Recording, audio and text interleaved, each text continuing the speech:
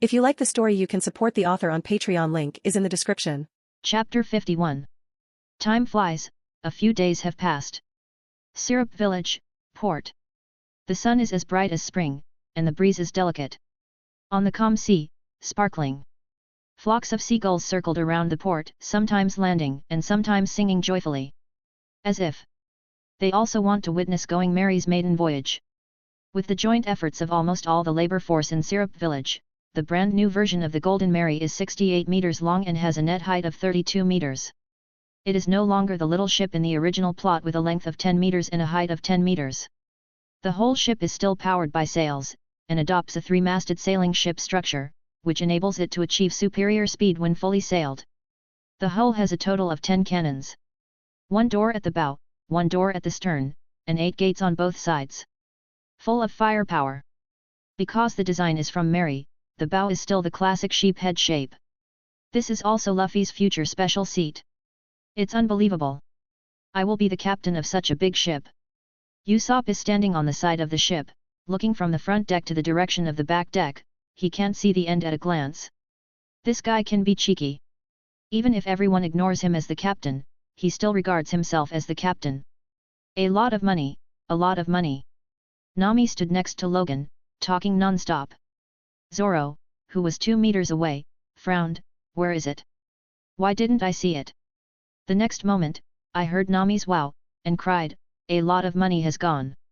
The others fainted immediately. The cost of this ship is high. Excluding the 20 million berry funded by Kaya, the Straw Hat pirates took more than 70 million berry out of their own pockets. A pirate ship with a value close to 100 million is definitely a coveted ship even in the Grand Line. Fortunately, the bounty contributed by the Black Cat pirates brought some blood back to the Straw Hat pirates. Now there are more than 80 million berry left in the crew, which is relatively rich. Sail. Luffy stood under the mast, stretched his hands, grabbed the sail that was furled high, and pulled it down. Captain! Do it yourself! Then, with a flick of his legs, he jumped onto the sheep's head at the bow of the ship and sat on it. Pointing forward, he said boldly, Mary, go forward. Logan stood by the fence and looked at the crowds below the port, but he couldn't find the figure in the end. It seems that Ms. Kaya still wants to stay in her hometown. With that said, Logan prepared to go back to the cabin. But at this moment, Nami next to him grabbed his arm, and Nami's arm waved and pointed to the ramp in the distance, shouting excitedly, come! Come! Kaya, she is coming! In the past few days, Logan talked with Nami about inviting Kaya to board the ship. Because he is not sure whether Kaya will come, so Logan only mentioned it in the chat with Nami, but he didn't mention it in the conversation with other people. Kaya! Usopp exclaimed, leaning over the edge of the railing and yelling, are you here to see me off? Zoro crossed his hands and reminded, Luffy, wait a minute, our benefactor seems to want to say a few farewell words. Farewell. Luffy froze. The sails are all lowered, can this be stopped if you want to stop? The wind blows, the ship moves. Kaya on the ramp is running. In the past few days, she has thought about it for a long time, and also chatted with Mary for a long time. At first, Mary dissuaded her, considering her possible illness, but then he became supportive of Kaya's boarding. After all, Kaya grew up in Syrup Village since she was a child, and she suddenly said that she wanted to leave. After all, it was still difficult to decide. In fact, she has been hesitating for several days. When she came to the port at this time, she was still not sure whether she wanted to go to sea. But when she saw the moment when Going Mary set sail, she suddenly stopped hesitating. She feels that if she misses this opportunity, she will miss the most important choice of her life. Going to sea is her best choice. Watching Going Mary leave the port, Kaya is in a hurry. Scared. Missed. Going to miss it. She is running desperately. Her weak body made her pale and sweaty, but she still gritted her teeth and persisted. It's Miss Kaya. Is she saying goodbye to the Straw Hat pirates? Everyone make way. The villagers spontaneously stepped aside. Kaya ran to the edge of the port, panting. But Going Mary is already more than 10 meters away from the port. She put her hands on her knees, panting heavily. After a slight pause of 2 seconds, Kaya yelled at Going Mary. Mr. Logan! I've made up my mind, I want to go to sea with you guys. I'm going to the magnetic drum country you mentioned to look for famous doctors. I want to cure my illness and live strong. Take me. The surrounding villagers were stunned. No one thought that such a weak young lady like Kaya would go to sea. Ongoing Mary. Nami shouted happily, she wants to come up. She wants to come up. Usopp opened his mouth wide in horror, is Kaya going to be a pirate too? I don't want her be a pirate. Logan shook her head, her illness can only worsen in a few years if she stays here. Only by bravely taking the step to go to sea can she gain a new life. I talked to her about this before, but I didn't expect her to really make up her mind. With that said, Logan turned to look at Luffy and asked, Luffy, you are the captain, what do you think? Zoro, Usopp, and Nami looked at Luffy at the same time. Luffy jumped down from the sheep's head, stood by the fence, as if convulsed, suddenly raised his hands, and shouted, of course she's a welcome with both hands. As he spoke, he extended his hands and crossed the sea and sky more than 10 meters away. Whoosh! Kaya directly experienced a trapeze. Ah! When falling from the sky, Kaya screamed in panic. Seeing Logan below, Kaya quickly opened her arms involuntarily. Logan is also speechless. Luffy. It can be placed on the deck smoothly, but you threw it directly at me. You did it on purpose. Logan stretched out his hand, caught Kaya, and gave her a gentle smile, welcome, Miss Kaya. Miss Kaya, luggage. At the port, Mary, who was carrying a huge suitcase, just ran to the port. He unloaded the suitcase and shouted loudly. Whoosh! Luffy arms extended. The luggage flew over in the next second and was thrown to Usopp. Hey! Usopp froze for a moment, and opened his hands to take it. Boom! Was suppressed. Okay. Luffy is so simple, it must not be because Usopp wants to compete with him for the captain position. Well, definitely not. Haha. Chapter 52. Under the blue sky and white clouds, the Mary set off with dream chasers on board. In the cabin. Wow! This room really looks like my dream. Nami flung herself on her own bed, the spring of the bedding gently threw her up and down again. This level of comfort is simply too comfortable. Kaya said with a quiet smile, it is indeed a ship that cost more than 90 million berry to build. This living environment is not bad compared with my home. Kaya's room is next door to Nami's. Originally that room was vacant, but Kaya got on the ship and it happened to be next door to Nami. Of course, judging by the situation, there is a high probability that the two girls will live together. Hey? Why is there another door here? The small door on the other side of the room suddenly opened, and Logan walked over from inside. Obviously, the other side of Nami's room is Logan's room. Mary asked for everyone's suggestions when designing. Nami said at the time that she wanted a door connected to Mr. Logan's room. Mr. Logan, don't you remember? Seeing Logan's surprised look, Kaya smiled calmly, dimples appearing on her cheeks. Is that so? Logan thought for a while, but he didn't seem to remember. Nami nodded vigorously, that's right. You were there, Logan. Another important point is, the door doesn't have a lock yet. Nami got off the bed, jumped to Logan's side in 3 steps and 2 steps, and took his arm. By the way, your studio is next to your bedroom and it's also my design. How about it? Am I very capable? Praise me. Praise me now. The hospitality was hard to come by. Logan reached out and pat Nami's head. He have to admit that the studio and the bedroom are next door, and this design really makes Logan very satisfied. This going Mary is massive. There are more than 20 luxurious rooms like this. In addition, there are some small rooms as temporary spares. In addition, under the suggestion of Zoro and Luffy, a reading room was specially built for reading mangas. Zoro and Luffy are reading mangas in the reading room now. Biography of Kojiro Sasaki World. Zoro chopping wooden golem steaks. In fact, his wooden golem steaks have long since graduated. But in the manga world, every morning, Zoro will continue to chop wooden golem piles, which is already a daily practice. 29.99. 3000. After finishing today's morning routine, Zoro put down the wooden sword. Afterwards, he picked up another wooden sword, walked up to Kojiro Sasaki, and saluted respectfully, "Teacher, please enlighten me." Sasaki Kojiro hummed, holding the sword in both hands. Every time he compete with Zoro, no matter whether he suppress the level of strength or not, the attitude of fighting is to go all out. It is precisely because of this that Zoro's fighting attitude is also subtly affected. Zoro moved, and the sword in his hand slashed cleanly. Brush! Brush! Brush! Attack from several angles. Sasaki Kojiro stood still, only the long wooden sword in his hand kept blocking Zoro's attack at precise angles. In these blocks, there will be some defensive counterattacks from time to time, which makes Zoro frightened from time to time. But, although the battle continued, Sasaki Kojiro did not look relaxed.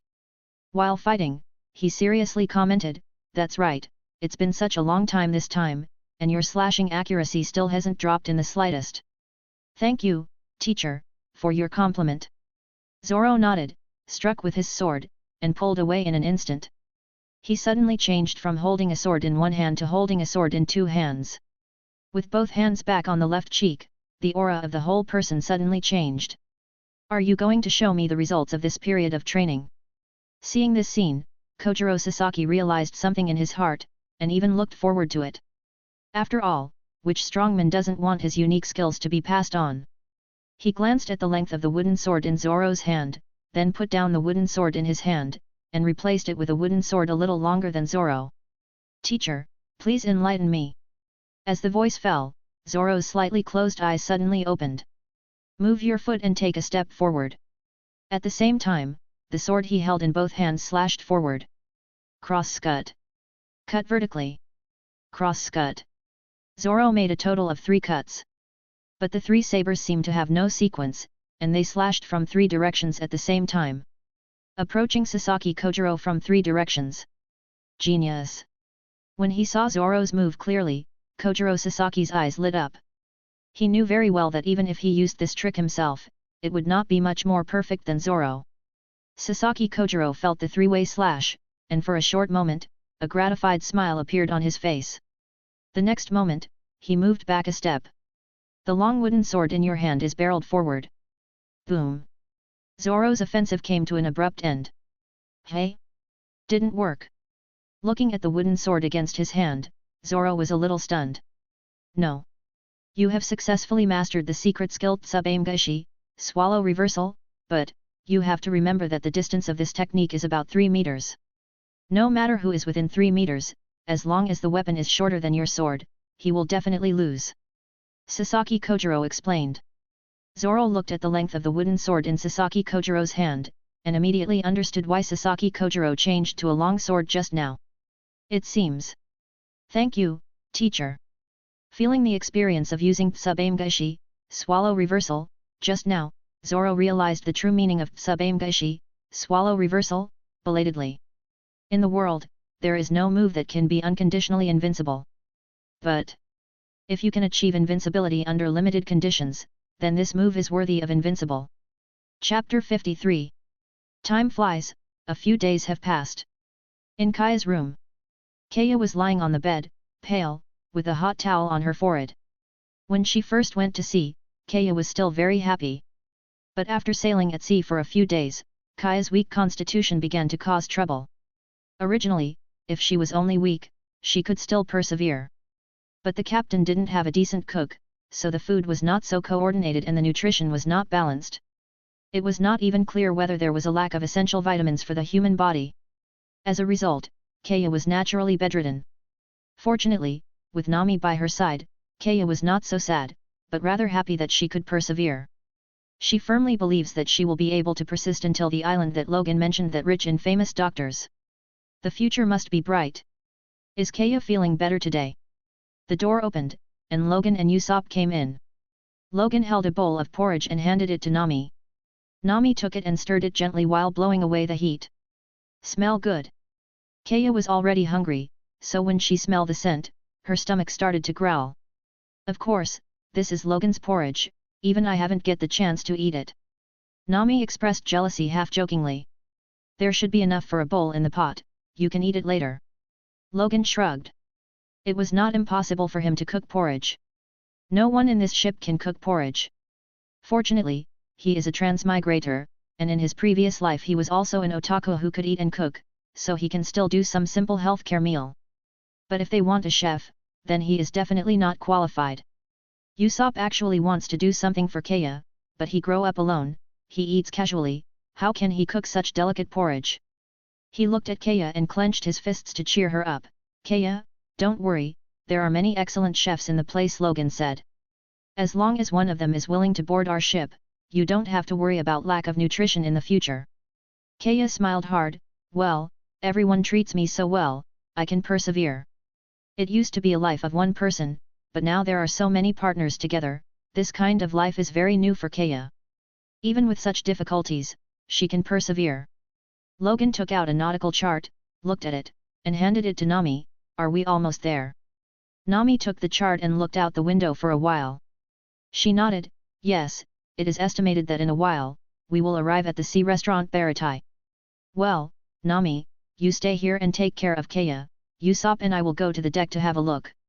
Since crossing over, Logan has been obsessed with visiting the attractions in the world of One Piece. There are many scenes, watching them in mangas and watching them live, that is not the same concept. Logan really wants to see this magical sea restaurant.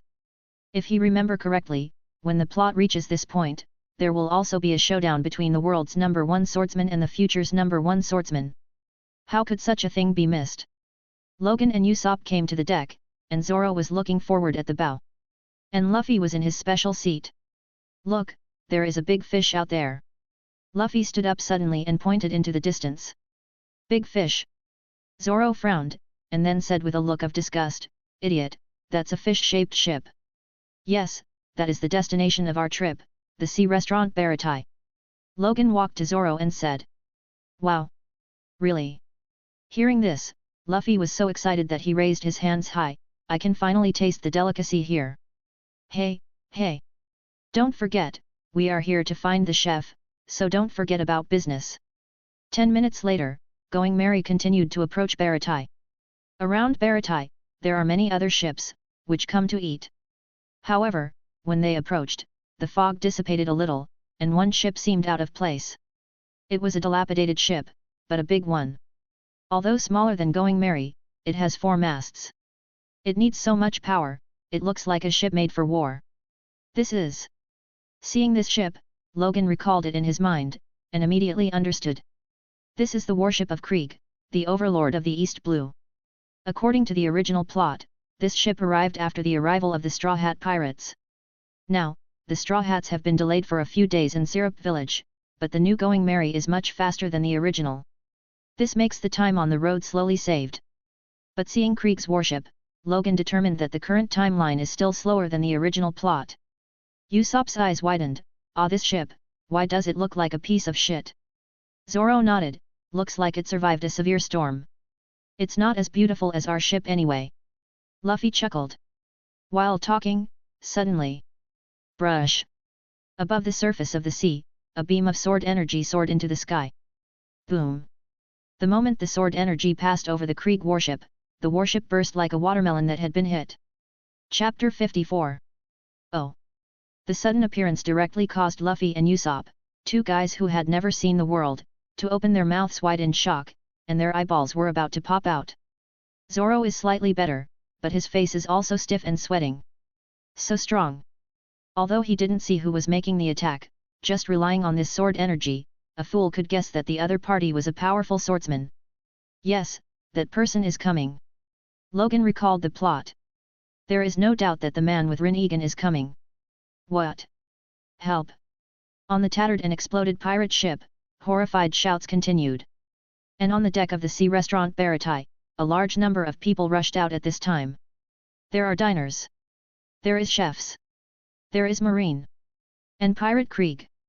As soon as Krieg rushed out, he saw that his only remaining main ship was blown into Smithheron, his 5 senses were released all of a sudden, and he yelled angrily, what's going on? Captain Krieg, our main ship has been cut off. On the fragmented hull, there were pirates responding to Krieg. Are you kidding? Can such a huge ship be cut off? What the hell happened? I don't know, I feel that the ammunition depot on the ship may have exploded. Even if the ammunition depot explodes, it won't have such a thorough effect, right? The chefs and the guests were all shocked and speculated wildly. At this time, Baratai's boss, Zeph, rushed out and yelled at the chef, quick! Move our ship, otherwise we will be in the crossfire too. Others don't know this terrifying sword slash, but Zeph is a man who has been in the Grand Line. He could tell at a glance, this is the #1 swordman in the world. At this time, in the gaps between the fragmented hulls, the view is unobstructed. On the sea in the distance, a miniature sailboat that looks like a coffin appeared in front of everyone. In the shallow cabin, a man with eagle-like eyes was sitting there. Black top hat, burgundy patterned shirt, black windbreaker, black boots, a gentleman's aura. On his chest, hung a pendant with a small cross, and behind him, was carrying the strongest black sword in the world, Yoru. Ah! _ On the broken shipboard, someone from overseas screamed in terror. It's him! It's him! He's coming! Captain Krieg, it's that man!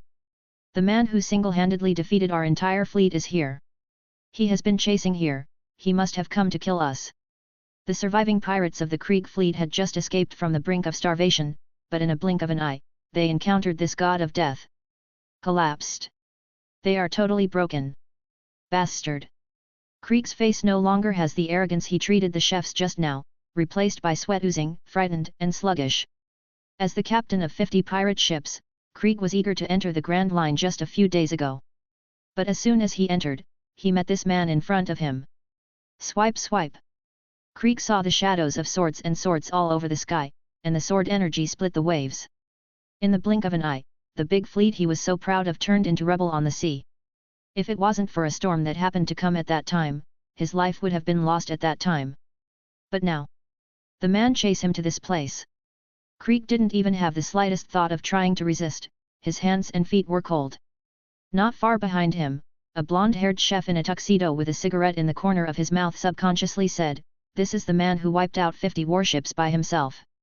The other chef next to him also said in confusion, "He seems to be ordinary. Besides, he doesn't look like he has any special weapons." "No.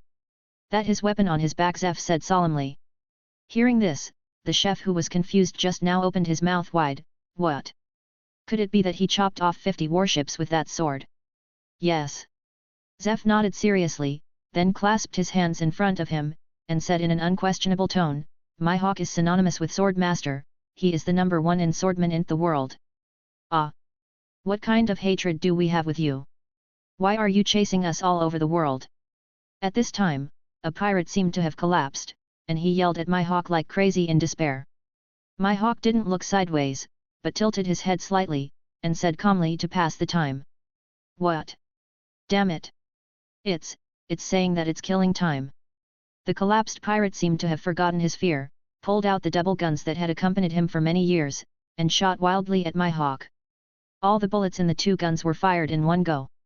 The sharp eyes are slightly condensed. My hawk casually grabbed the hilt of Yoru's sword behind him, and waved his hand casually. Brush! Under the guidance of Yoru, all the bullets scattered towards the sea. Ah! No! Missed! The remaining pirates all stared in shock. This was the first time they saw my hawk make a move. When they met on the Grand Line before, they didn't see my hawk's attack at all, and then their battleships exploded one after another. Now that they saw my hawk make a move with their own eyes, they realized how terrifying this man was. There are also some pirates who seem to be infected by the pirate just now, and want to fight in the desperate situation. They picked up their guns, intending to go all out. But at this moment, an uninvited guest appeared among them. "It's useless, no matter how many times you shot at it, it's impossible to hit him." He used the blade to change the trajectory of the shot. Zoro stood on a floating fragment of the hull and said in a deep voice. "Hey, who are you?" The pirate who was the first to shoot faced the uninvited guest and roared fiercely. But Zoro ignored him, and continued to talk to himself, "I've never seen such strong swordmen. He had to cut off the ship with that sword." Sweeping his eyes over the fragments of the hull on the sea, Zoro sighed under pressure, "It really is the strongest. Hey, hey, hey! The green-haired swordsman, isn't he the famous pirate hunter in East Blue? It's him. Pirate hunter Roronoa Zoro. No way, of course it's him. How did he appear here?" When one of the pirates recognized Zoro's identity, the other pirates also recognized Zoro one by one. The curly-browed chef on the deck moved his face slightly. "Is that guy the pirate hunter that people often mention?" The Sea restaurant has customers all over East Blue, so there are often people chatting about the legend of Zoro while eating. The chefs here have all heard the name Zoro. Ignoring the yelling from the people around him, Zoro faced Mihawk and said, "When I first went out to sea, my wish was to meet you." "Oh? Meet me?" Hearing this, Mihawk still didn't look him in the eye, but asked calmly, "Then, what is your purpose?" "To be the best swordman. Aren't you free? Come and fight with me." Zoro didn't waste any extra nonsense, and directly stated his intentions. But when these words came out, the whole world suddenly became quiet. What?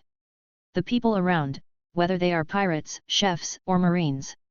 One by one, all of them were unbelievably wide-eyed and dumbfounded. Come fight me?" "Hiss!" Everyone gasped in unison. The few pirates who dared to attack in the Krieg fleet were driven to a dead end anyway, and they fought hard before dying. But what about this man? He even offered to fight Mihawk? Crazy! This guy is truly insane. On the deck of Going Merry. What? Usopp's eyes widened in horror, and his limbs flailed wildly. WH! Why is that green-haired bastard there? And him, what did he just say? Crazy! We will be implicated by him. Usopp was already incoherent, shouted the original lie. But he yelled for a while, only to find that neither Luffy nor Logan was indifferent. He yelled, Hey! Are you too stupid? Why don't you stop him?" Logan patted Usopp on the shoulder and said with a smile, "You know, what is the scariest thing? Die." Without any hesitation, Usopp replied. "Yeah, death is scary." Logan nodded, agreeing with this point of view. But then, he looked in Zoro's direction and said with emotion, "But for anyone else, there are always some things that are above death. Being able to fight Mihawk is more important than his life for Zoro." Usopp shook his head again and again, "No. Impossible. Is there anything more important than being alive? Don't be so quick to say no. Believe me, once something like that happens to you, so will you have this mindset. Some words don't need to be so clear, because things are often recognized after they happen. Just like Usopp, who is as timid as a mouse. When he starts to realize that he is one of the precious partners of this crew, then when the partner encounters real danger of life, he will turn into the darling of God and turn the tide. But this, for the current Usopp, he obviously wouldn't believe it. Seeing that Logan was also crazy, Usopp yelled at Luffy again, Hey! Luffy, you are the captain, your words must be useful. Call him back quickly. He will die. Think Luffy is the captain now." However, Luffy also looked in Zoro's direction with a calm expression, and said, "Zoro, his dream is to become the world's #1 swordsman. Now the world's #1 swordsman is right in front of him. Is there any reason to stop him from chasing his dream?" Luffy, who usually seems out of tune, always sees things more thoroughly than anyone else when it matters. It is probably because of this reason that he is born with a leadership temperament that attracts his partners. "Are you both crazy?" Usopp sat on the ground with his buttocks, his heart felt cold. Listening to Zoro's invitation to fight, Mihawk finally stopped staring at him as before. That's not to say that Zoro had his attention. But because of his personal character. Although he has been sitting firmly on the throne of the world's #1 swordsman all year round, he will never refuse the challenge of any swordsman. Even a rookie, as long as he is a swordsman, he will fight. Slowly getting up, staring at Zoro with sharp eagle eyes, weak. The coffin ship under his feet moved automatically without wind, as if it was finding its own way. It actually docked beside the large piece of hull where Zoro was. Mihawk jumped lightly and landed lightly. He stood there with his hands in his arms, like a mountain peak, giving people the feeling of the peak. If you are also considered a swordsman, then you don't need to fight, the disparity in strength between you and me must be obvious at a glance. Mihawk stood proudly, staring at Zoro with a gaze that defied the world. Does the courage to dare to challenge me come from your ambition, or from ignorance? This is my dream, and it is also an agreement with a close friend. Zoro didn't talk nonsense, put his right hand on the hilt of Wado Ikimonji's sword, and slowly pulled it out.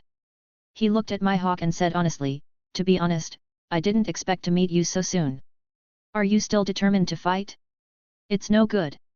Mihawk looked at Zoro, and seemed to have a good eye for this young man. After waiting for about 3 seconds, seeing that Zoro's fighting spirit had not weakened in any way, Mihawk understood Zoro's determination to challenge. He took off the cross pendant from his neck, flicked it lightly, and a miniature sword appeared in his hand. "Hey, what are you doing?" Zoro's complexion became unwell, and he asked in a cold voice. Mihawk replied calmly, "You are just a well-known swordsman, I am not the kind of stupid beast who will do everything in his power to catch a rabbit." As he said that, Mihawk raised the sword in his hand. "I'm sorry, this is already the smallest sword I can find." Hateful. There must be a limit to underestimating people. These words greatly stimulated Zoro's nerves, the corners of his mouth twitched, and he was about to get angry. But suddenly, the figure of Sasaki Kojiro appeared in his mind every time he fought with him. Although Sasaki Kojiro never said it, but every time his attitude towards the battle is to go all out. The lion fights the rabbit with all its strength. This is the true portrayal of Sasaki Kojiro's battle.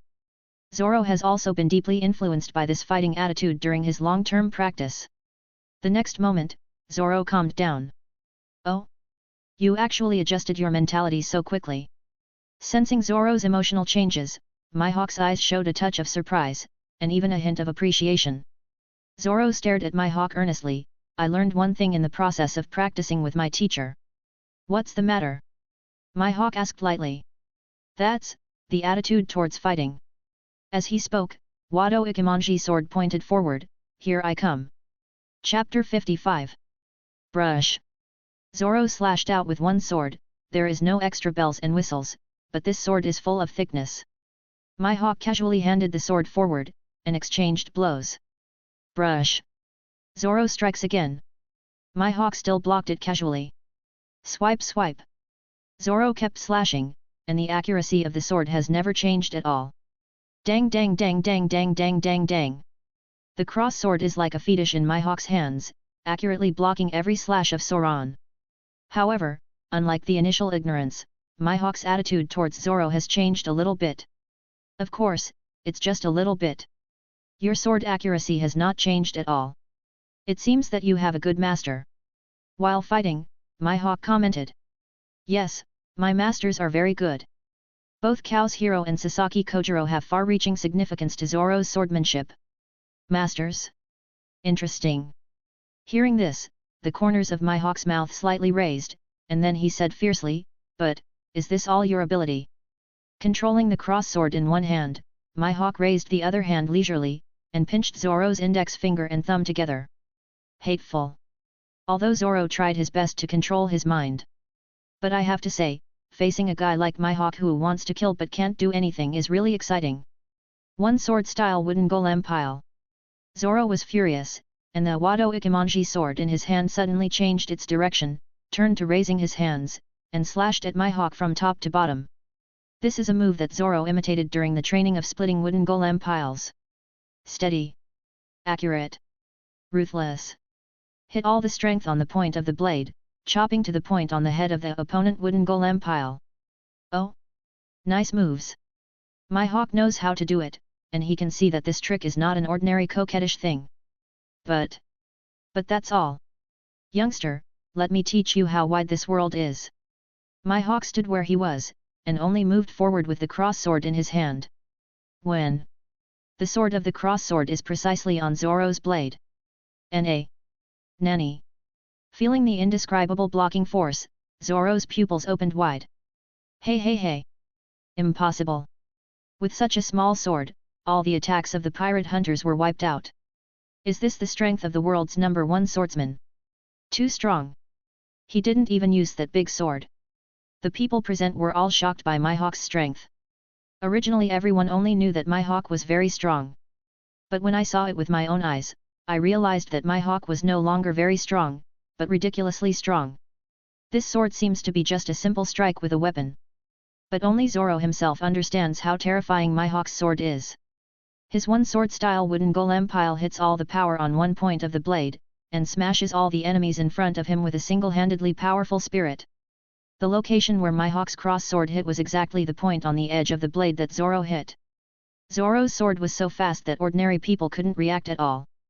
But Mihawk not only quickly found Zoro's power gathering point in such a short time, but also hit it with ease. And, judging from his appearance, he simply hit at will. For the first time since the start of the war, Zoro has self-doubt in his heart. Gap. Is it really that big?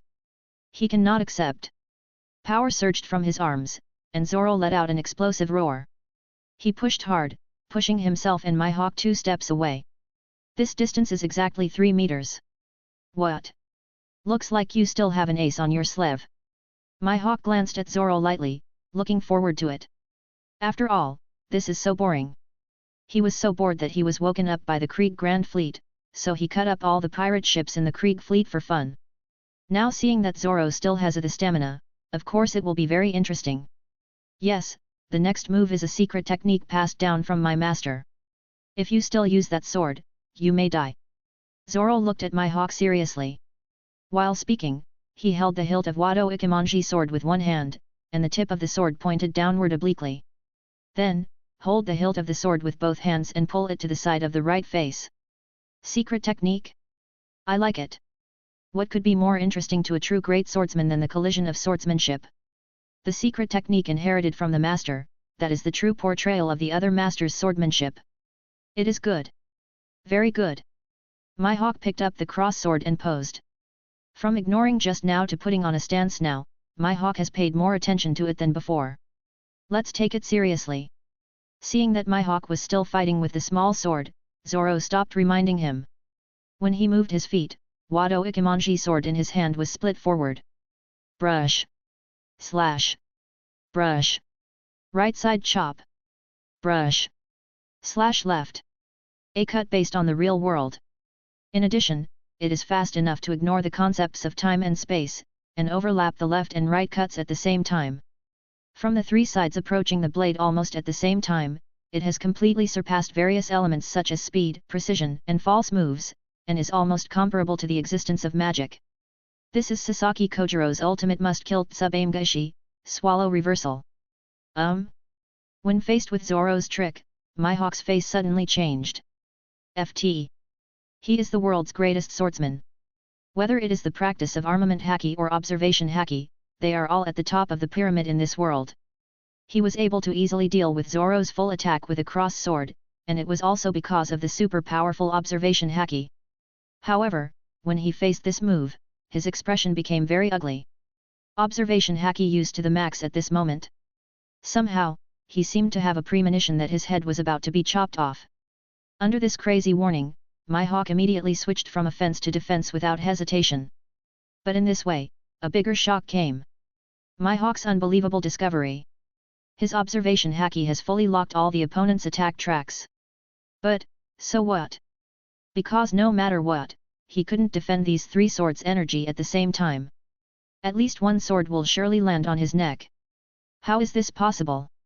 Shouting in shock, Mihawk didn't have time to think about it, and casually gave up the cross sword in his hand, and pulled out the black sword Yoru in an instant. With unparalleled speed and strength, forcibly suppressed the past. Boom! The terrifying sword intent suddenly exploded at this moment, like 100,000 shells exploding at the same time.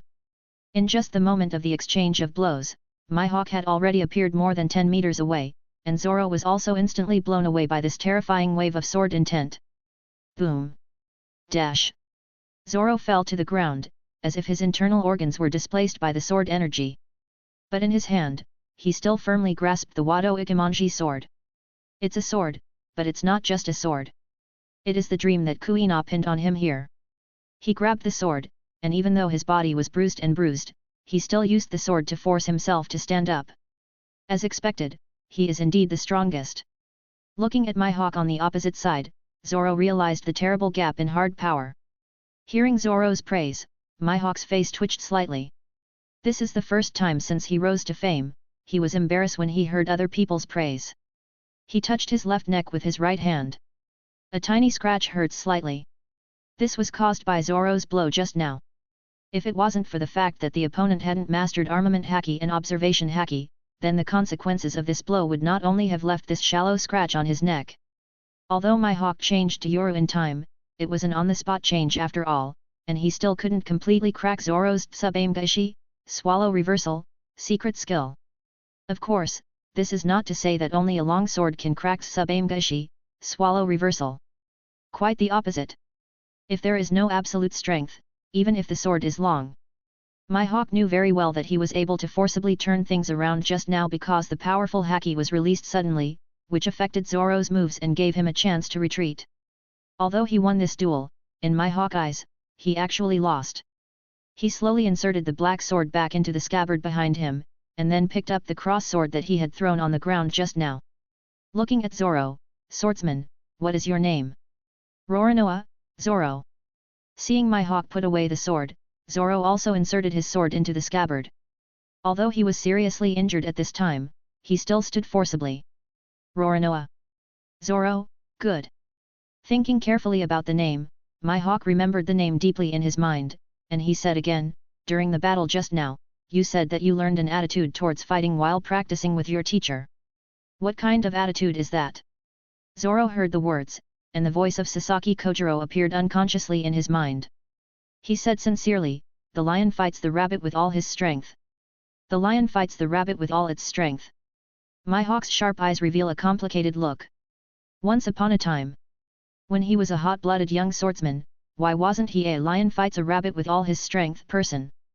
But now, he have been sitting on the throne of the world's #1 swordsman for a long time, and he is bored. When meeting a rookie, he can't help but underestimate the enemy. However, Zoro's sentence "a lion fights a rabbit with all its strength" can be said to be slap in the face. Wanted to teach a rookie swordsman from East Blue a lesson with a cross sword. Result: Mihawk hurriedly discarded the cross sword, then pulling out the black sword Yoru, still he was left with a trace of scars. In terms of strength comparison, if Zoro is a rabbit, then his Mihawk is a lion. No, to be precise, it is a more ferocious and powerful beast than a lion. But even so, he still lost the trick just now. What a slap in the face! Bring it on! At this moment, Zoro suddenly opened his arms and pointed his chest to Mihawk. Mihawk wondered, what? The challenge to the world's #1 swordsman, since I lost, the price should be my life. In the face of life and death, Zoro is very calm. The only thing I feel guilty about is that I failed to fulfill the promise to Kuina. Losing? Who said you lost? Hearing this, Mihawk shook his head slightly. Didn't Zoro lose? It must be. He is almost unable to stand up, so is there any need to ask? I haven't been hit by Mihawk just now. I'm afraid it's because of Mihawk's mercy. But why did Mihawk say that? I don't know, I'm confused too. Hearing Mihawk's rhetorical question, all the melon eaters around showed black question mark faces.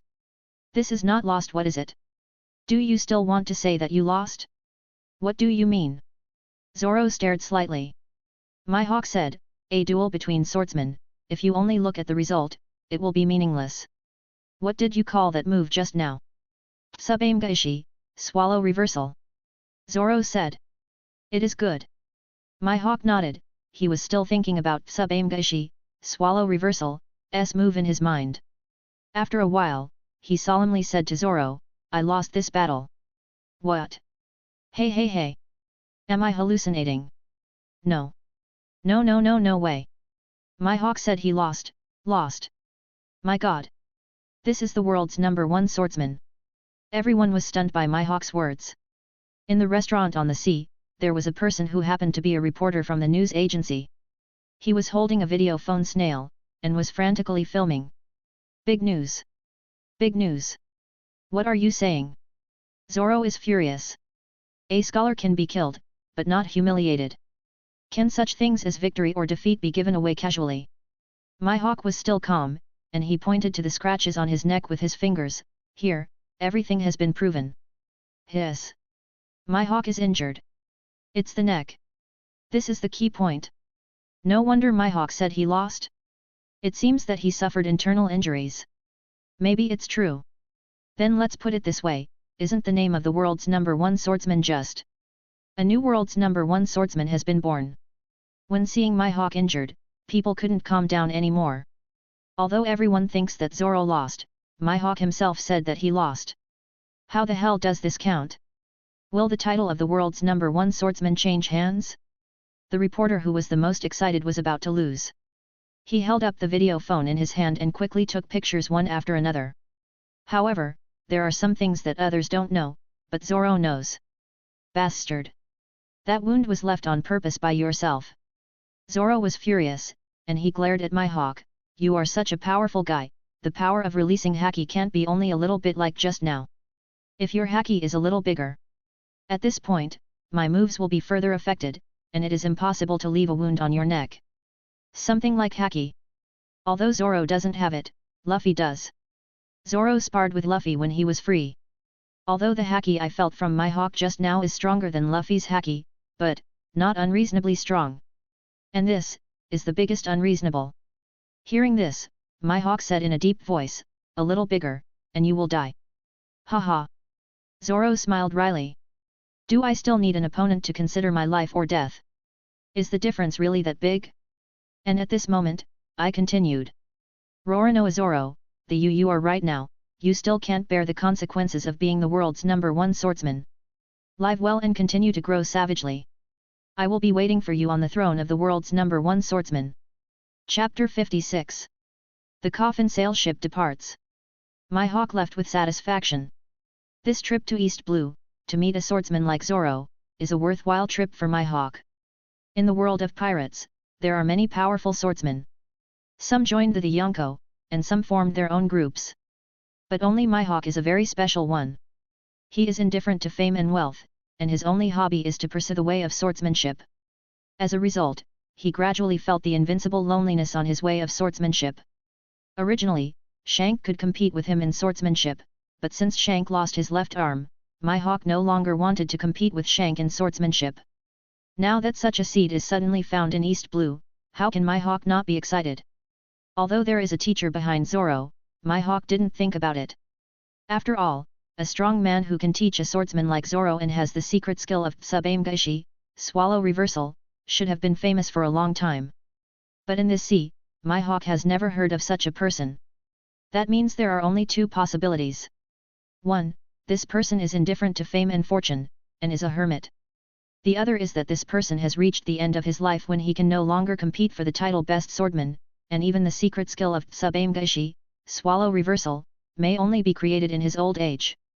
No matter what the situation is, my hawk doesn't want to disturb others. Ongoing merry. Logan was slightly taken aback. When Zoro was talking to my hawk just now, he seemed to vaguely heard the move that Zoro used before was called Tsubame-gaishi, swallow reversal. Isn't that move Sasaki Kojiro's move? Or did he hear it wrong? Suddenly, Logan remembered. Before Zoro came to him and said he wanted to read manga, it seems that he was given biography of Sasaki Kojiro. No way.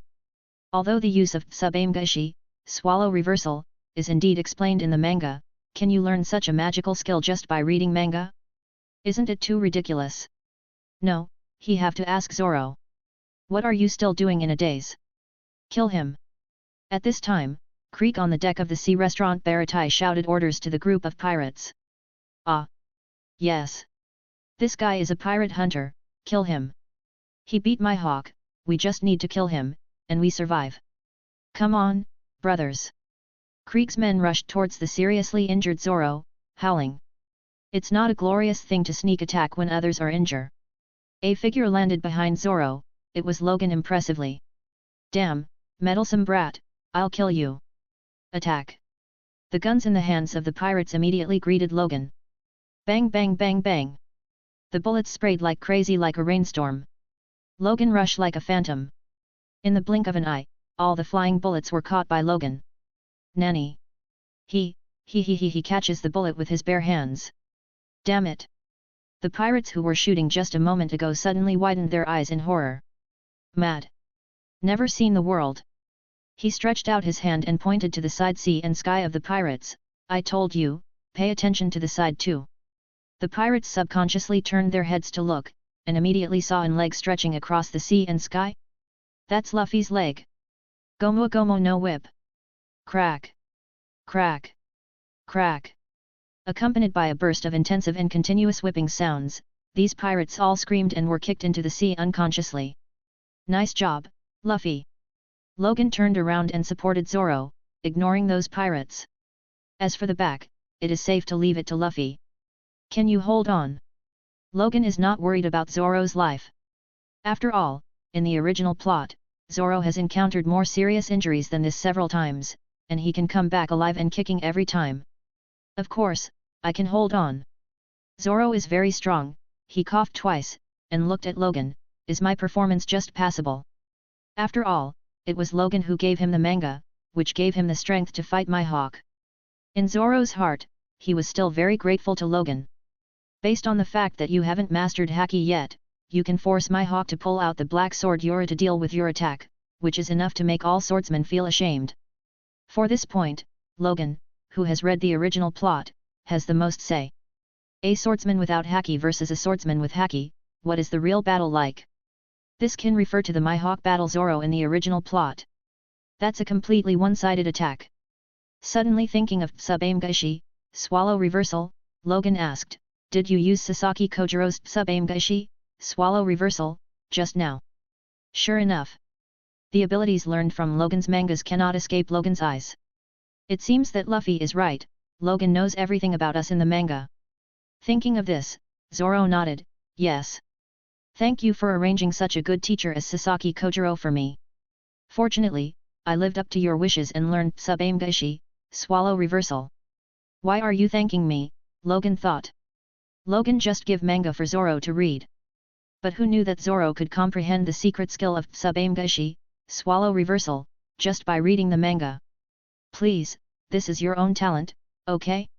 Now that you've said that, wouldn't it be hypocritical for me not to acknowledge your gratitude? Logan nodded without blushing, well, it's good that you know. Since you have already learned Sub-Aim Gaishi, swallow reversal, then that biography of Sasaki Kojiro is of no more use to you. I will find you a suitable swordmanship manga later, and you should study it carefully. Since you are so awesome, you can learn swordsmanship by reading mangas, then I will pick another one for you if you can still learn swordsmanship by reading mangas. When Zoro heard it, his eyes lit up immediately. After the battle with Mihawk, Zoro desperately wants to become stronger. In the words of Mihawk, he need growth. A copy of biography of Sasaki Kojiro raised his strength to the point where Mihawk thought he had lost. If there is another manga. Hiss. Just thinking about it makes Zoro feel excited. Can't wait to read the manga now. He grabbed Logan's hand excitedly, okay. I will definitely read it. On the deck of the sea restaurant Baratai. Hey, hey. Those young people are too strong. That pirate hunter single-handedly pushed back the world's #1 swordsman. The guy next to the pirate hunter just caught the bullet with his bare hands. This boy with a noodle body is not weak too, he was managed to defeat the hundreds of pirates in Krieg Pirates by himself. Just before the Straw Hat Pirates arrived, Krieg had issued an ultimatum to everyone in Baratai. Tell them, that the sea restaurant is taken by him, Krieg. Originally, the chefs were all ready to take the guys and fight the pirates desperately, but who knew, in the blink of an eye, most of the Krieg pirate already been defeated. Oh, no, there is Krieg, the one that saw all of this happen. Haha. Now the crisis in the restaurant is over. A chef excitedly raised his spatula and shouted. That's right. Krieg pirates' rule is over. We're safe. The chefs cheered one by one. On the other side, Krieg, who was also standing on Baratai's deck, looked so angry that his face was turning purple. A bunch of idiots. It's too early to rejoice. As long as he the captain is still here, your ship is mine. Krieg took a step forward, and the powerful aura immediately forced the chefs to retreat again and again. He swept across the faces of the chefs ferociously, then turned his head to look at Going Merry, and sneered, humph. But I has changed my mind now. This ship is more suitable to be my main ship. As he said that, Krieg stepped on the edge of the deck, and his figure jumped up suddenly. Boom! He landed on a piece of driftwood, stretched out his arm, and his exclusive weapon, the great gun, in his hand. This is a long gun, but there is a shield with various hidden weapons hidden a little bit below the tip of the gun. At this time, it is suitable to be used as a paddle. He paddled the driftwood, and Going Merry paddled across. Hey! Luffy, Logan! That bastard is coming towards our ship. On the deck, Usopp cried out nervously when he saw this scene. He took out his slingshot and shot at Krieg. Krieg waved the big gun in his hand casually, and Usopp's attack was blocked. Fool! When I, Krieg, set my sights on your ship is already mine. Krieg sneered, and the speed of paddling increased. Looking at this scene, Logan couldn't help feeling extremely funny. He shouted teasingly, Hey! You rower, you want to snatch our ship, have you asked our captain? Krieg glanced at Logan, and said disdainfully, who is your captain? Tell him to get surrender to me and leave on his own initiative, or I will kill you. Hearing this, Logan took Luffy who had just come over with his arm, and said, Luffy, he asked you to surrender. Ah! It really pissed me off. As soon as Luffy pressed his legs, the airflow rushed towards his whole body along his feet. The next moment, with a swish, he bounced into the air. Attack from above. Krieg looked up at Luffy, with a mocking look on his face, stupid, although the sky has an excellent attack angle, people can't dodge in the air. Caw caw caw. Krieg arched his body backwards, a large number of guns shot out of his body instantly, and shot crazily at Luffy in the air. Puff. Luffy bit his thumb and blew hard. His whole arm turned into a giant bone balloon. Ah! What's that? Mom, have you seen a monster? I know, he must have eaten the legendary devil fruit. It's terrible. Amid the exclamation of the crowd, Luffy urged armament haki again. However, with his current level of armament haki, he still can't cover the entire bone balloon, but only covers the frontmost pad of his hand with armament haki. The fist as big as a mountain, under Luffy's forceful downward swing, rushed towards Krieg with a destructive momentum. Bang bang bang bang bang. Those bullets struggled powerlessly in front of this terrifying fist like it was nothing and scattered indiscriminately. Nanny! Bullet is useless? Krieg had never seen such an exaggerated existence before, and his face suddenly changed. Seeing the giant's fist fall, he raised his big gun in a desperate fight. Boom! The fists fell, the crusher Krieg knocked to the sea in an instant. Luffy, your hand! Logan shouted. Whoosh! Luffy's other hand stretched instantly, and it came to Logan. Logan grabbed Luffy's wrist, causing Luffy to exert more force, and then retracted with a swipe. Looking at the surface of the sea, where there is the slightest shadow of Krieg. Captain! Jin yelled and jumped into the sea without hesitation. Poor foolish and loyal guy, there is no way to save him. Logan glanced at Jin who was diving and complained lightly. Krieg's whole body is covered with metal armor and weapons. Once dropped into the water, it will be heavier than ever. What's more, he was punched down by Luffy, and he has a huge initial speed. Even if Jin is the swimming champion of Pirate World, it is absolutely impossible to catch up with Krieg's sinking speed. With the sinking of Krieg, the sea has finally calmed down. They just wanted to have a meal, and recruit a chef on the way. They didn't expect that there would be so many pre-dinner activities. Not only did the world's #1 swordsman perform on stage in person, but also the overlord of East Blue bravely died. What did you say for this meal? Worth the fare. Let's go, let's try the food of Baratai. Good. I'm starving to death. Chapter 57. Sea Restaurant Baratai. Luffy, Zoro, and Usopp are eagerly waiting for the food to be served. Kaya is still sick to travel, and Nami stays there in the ship to take care of Kaya. As for Logan, he's on the back deck of Baratai's. Crunch! The quarterdeck door opened and Zeph stepped out. Chef, hello. Logan leaned on the ship, holding a chicken leg that was just taken from the kitchen in his hand, and was eating deliciously. Boy, do you need me? Although he knew that the young man in front of him was very powerful, but at Zeph's age, he had already seen through life and death. There will be no such situation as nodding and bowing to the strong. Logan smiled and said, yes. I will ask directly, I am looking for a crewmate who can be a cook on behalf of our captain. If the original plot is followed, Logan obviously won't do anything unnecessary. But now the plot is not right, leading to the disappearance of the interaction between Luffy and Sanji. Then it's hard to say whether Sanji can get on the ship or not. There is no other way, Logan has no choice but to be a worrying mother to straighten out Sanji's plot. So, you are here to ask someone to be in your crew. Zeph modeled his twisted beard, but he didn't really object. After all, if it weren't for the young man in front of him and his partners, Baratai might have fallen into Krieg's hands now. As for those chefs, they may have become corpses. Now people just want a chef as a partner, that's perfectly fine. Zeph does have a good candidate in mind. But he couldn't just throw this guy out irresponsibly. He tentatively asked Logan, anyone you interested in? Logan didn't show any emotion and said directly, yes. That chef with curly eyebrows is very good. Oh? Hearing that the other party wanted Sanji, Zeph was very happy. It just so happened that the candidate he had in mind was also Sanji. In fact, from his perspective, he can see that the Straw Hats and the others are a good team and have a good sense of right and wrong. It is indeed a good fit for Sanji to join. After thinking about it, Zeph asked, I treat that guy as my own son, if you want him, you have to give me a reason that can convince me. Logan gnawed 2 bites of the chicken leg, swallowed it, leaned close to Zeph's ear, and whispered, get on our ship, and he can find all blue in the future. Hearing this, Zeph's legs trembled and he almost fell to the ground. How many years have not heard this word in other people's mouth? This word seems to bring Zeph back to 10 years ago in an instant. All blue. That is the legend in the hearts of all chefs. It is said that there are fish and various ingredients from the 4 major oceans gathered there. It is a chef's paradise. But few people believe such a thing.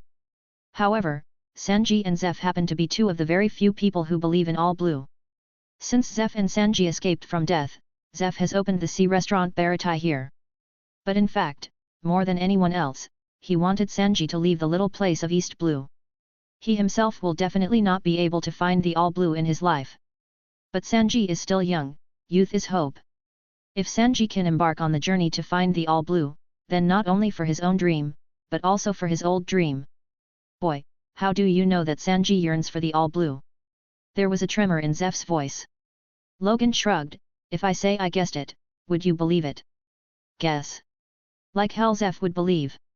Well, when I passed by your kitchen just now, I saw Sanji cooking. Let's put it this way, the chefs in your entire kitchen regard cooking as a job.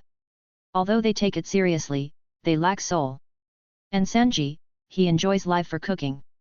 I dare say that if he doesn't have a yearning for the all blue, it is impossible to treat cooking as a live. Logan explained carefully, bullshitting. What? It's damn persuasive. Zeph was shocked, he took a deep look at Logan, boy, you really know how recruit. Afterwards, he waved his big hand boldly, Sanji, take him away. Is that a promise? Logan was also taken aback, and asked suspiciously, you didn't intend to ask me why I said our ship could find the blue sea. Ha ha ha. Not only did I want to ask, but I also wanted to refute. Zeph laughed out loud. He snatched the chicken leg from Logan, took a bite, and said with a big laugh, but when you said what you said just now, I know whether you can really find out all blue already. It doesn't matter anymore. Logan nodded, okay. Now that we have reached an agreement, there is no need to say more. However, I can see that Sanji has a deep affection for you, and I am afraid that he did not agree to leave easily. Zeph ponders his father-son relationship with Sanji. Hearing Logan's words, Zeph was deeply moved. Yes. Although he has never been called that in name, but whether it is him or Sanji, why don't they treat each other as their own family? If Sanji was asked to leave suddenly, that guy would fight him to death and would not leave. After thinking about it, Zeph pondered for a while, I'll figure out a solution for this matter, you go back to your crew first, and later just play by ear and cooperate with me. Since Zeph wants to bully his son, then it is likely to happen. Back at the restaurant, Logan saw that the 3 had already eaten. There are 3 dishes on the table, 1 meat and 2 vegetables. Where have you been, Logan? The food will be eaten by Usopp. Luffy slurred while stuffing meat into his mouth. Usopp's eyes widened, you obviously eat the most, right? Oh, that's my mistake. The food will be eaten by Zoro. Luffy poured dirty water on Zoro again. Logan was also speechless. With Zoro's serious injury now, he might not be able to eat for a while. Anyway, Zoro can't resist now, so Luffy just cheats. Emerald Jade Roast. With a clear announcement of the name of the dish, Sanji made his debut. In front of a lady near Luffy, he first bowed obsequiously, then came to the 4 of the Straw Hats and threw down the plate. Everyone, are you satisfied with the food? Sanji himself is also a very high-spirited person, and generally disdains to talk to men. But today he saw Zoro's spirit, Luffy's strength, and Logan's prowess of handing the pirate. He is really envious. Delicious. So delicious. Luffy picked up the plate that just arrived, and stuffed the jade roast into his mouth, regardless of the temperature just out of the pot. Hey. Leave me one. Usopp was in a hurry, so he stood up and went to grab it. But at this moment, a big hand suddenly grabbed the plate and snatched it away. Wow! The plate was thrown on the ground together with the emerald jade inside. Old man, what are you doing? While Luffy and Usopp were still in a daze, Sanji went berserk. He growled at Zeph. Silly brat! What's going on with you recently? Is the food that people can eat? If you use such food to fool customers, this store will be closed down by you sooner or later. Zeph also has a very bad temper, and he lashed out at Sanji angrily. Are you kidding? Sanji looked at Zeph in disbelief. Said that my cooking is poor? Nonsense. You don't believe it? Ask someone else. Seeing Sanji's retort, Zeph said angrily. Don't ask, I've discovered this problem a few days ago. It's just because of the boss's face, I didn't say it. Now that the boss has said it, I'll pretend it too. Indeed, Sanji cooked for everyone the day before yesterday, and I had diarrhea after eating it. What a jerk. A bastard like this is not worthy of being a cook. I never want to eat poison made by Sanji again. Dogs don't even eat Sanji's food. The chefs yelled out of righteous indignation, the expressions on their faces seemed to be the only way to relieve their hatred by giving Sanji to Shen-Tang. Luffy and Usopp are dumbfounded. Logan was also shocked. Is this the way the old man thinks? It's simple and rude. Impossible. You are lying to me. Facing the accusations and denials of so many people at once, Sanji suddenly doubted his life. Lying to you. Chef Patty walked to the table of the Straw Hat group, picked up a plate of leftovers and threw it on the ground. Look, is this for people to eat? It's like pig food. That's right, this plate is also pig food, only pigs can eat it. Chef Karn also picked up another plate of leftovers and threw it on the ground. Pig. Luffy and Usopp look at each other with blank faces. Why does it sound wrong? Logan's stomach hurts from laughing. Fortunately, I came late, I didn't catch up to eat a bite. I didn't eat either. Zoro, who was lying on the table as if he had passed out, lifted up his speech weakly. Seeing that everyone didn't seem to be joking, Sanji was completely dumbfounded. He squatted down, looked at the rice and food scattered on the ground, and said in a choked voice, Old man, the rules in the store are not to waste food, this is what you set. What a precious thing that is. You're right. Food must not be wasted in my store. But, it doesn't include pig food. Zeph said mercilessly. Pig food. The fruit of my hard work is called pig food, what a blow to a chef. What's more, the person who takes the lead is the most important person in his life. Tick tick tick. Tears dripped on the ground, mixed with the scattered food. Sanji knelt down on the ground, took a handful with his hands, put it in his mouth and started chewing. Look, the rice I cook is not pig food, it's delicious, they're really delicious. While eating, Sanji picked up a piece of meat and handed it to Zeph. Stinky old man, try it, it's really delicious. Don't give me pig food. The wooden stick under the broken leg kicked the flesh out of Sanji's hand. How hard Zeph kicked, how much his heart hurt. Seeing Sanji crying so sad, he was more painful than Sanji. No, no, they are not pig food, they are delicious, if you don't believe me, try it. Sanji picked up another piece of material and handed it to the surrounding diners, hoping they could prove it for himself. But the diners looked at Sanji at this time, as if they were looking at a fool. How could they dare to eat what he was holding? What's more, there is still dust on the ground. Look, no one wants to eat your pig food. Sanji, from today, you are fired from my baratai. Zeph announced loudly. At this moment, a big mouth suddenly poked over, and directly ate the material in Sanji's hand. Wow! It's so delicious! Luffy's taste buds were wide open, and he picked up another piece of meat on the ground and stuffed it into his mouth. Wow! It's delicious! It's so delicious! Usopp also came over, he knelt down, carefully picked up a piece, and ate it. That's right, it's still the same taste as before. Delicious! What's the matter with these people, how can they say they are pig food? Hey, hello! Are you two pigs? Why do you like to eat pig food? Patty looked at Luffy and Usopp in disbelief. Luffy was instantly furious. Bastard! If you say that Sanji's food is pig food, I'll fight you. Roll up your sleeves, Luffy is going to fight. Patty shrank his neck and quickly hid behind Zeph. What are you kidding? This guy is the one who can kill Krieg with one punch. He just acting, he don't want to be punched to death by him. Zeph looked at Logan. Although he didn't wink, Logan understood immediately. He hugged Luffy, Forget it, Luffy. Forget it, maybe everyone has different tastes, it's not worth fighting. But he said we are pigs. Usopp protested. Logan pouted, then you go up and do it with them. Ah, I must have misheard just now. Usopp immediately faltered. Afterwards, Logan looked at Zeph. Hey!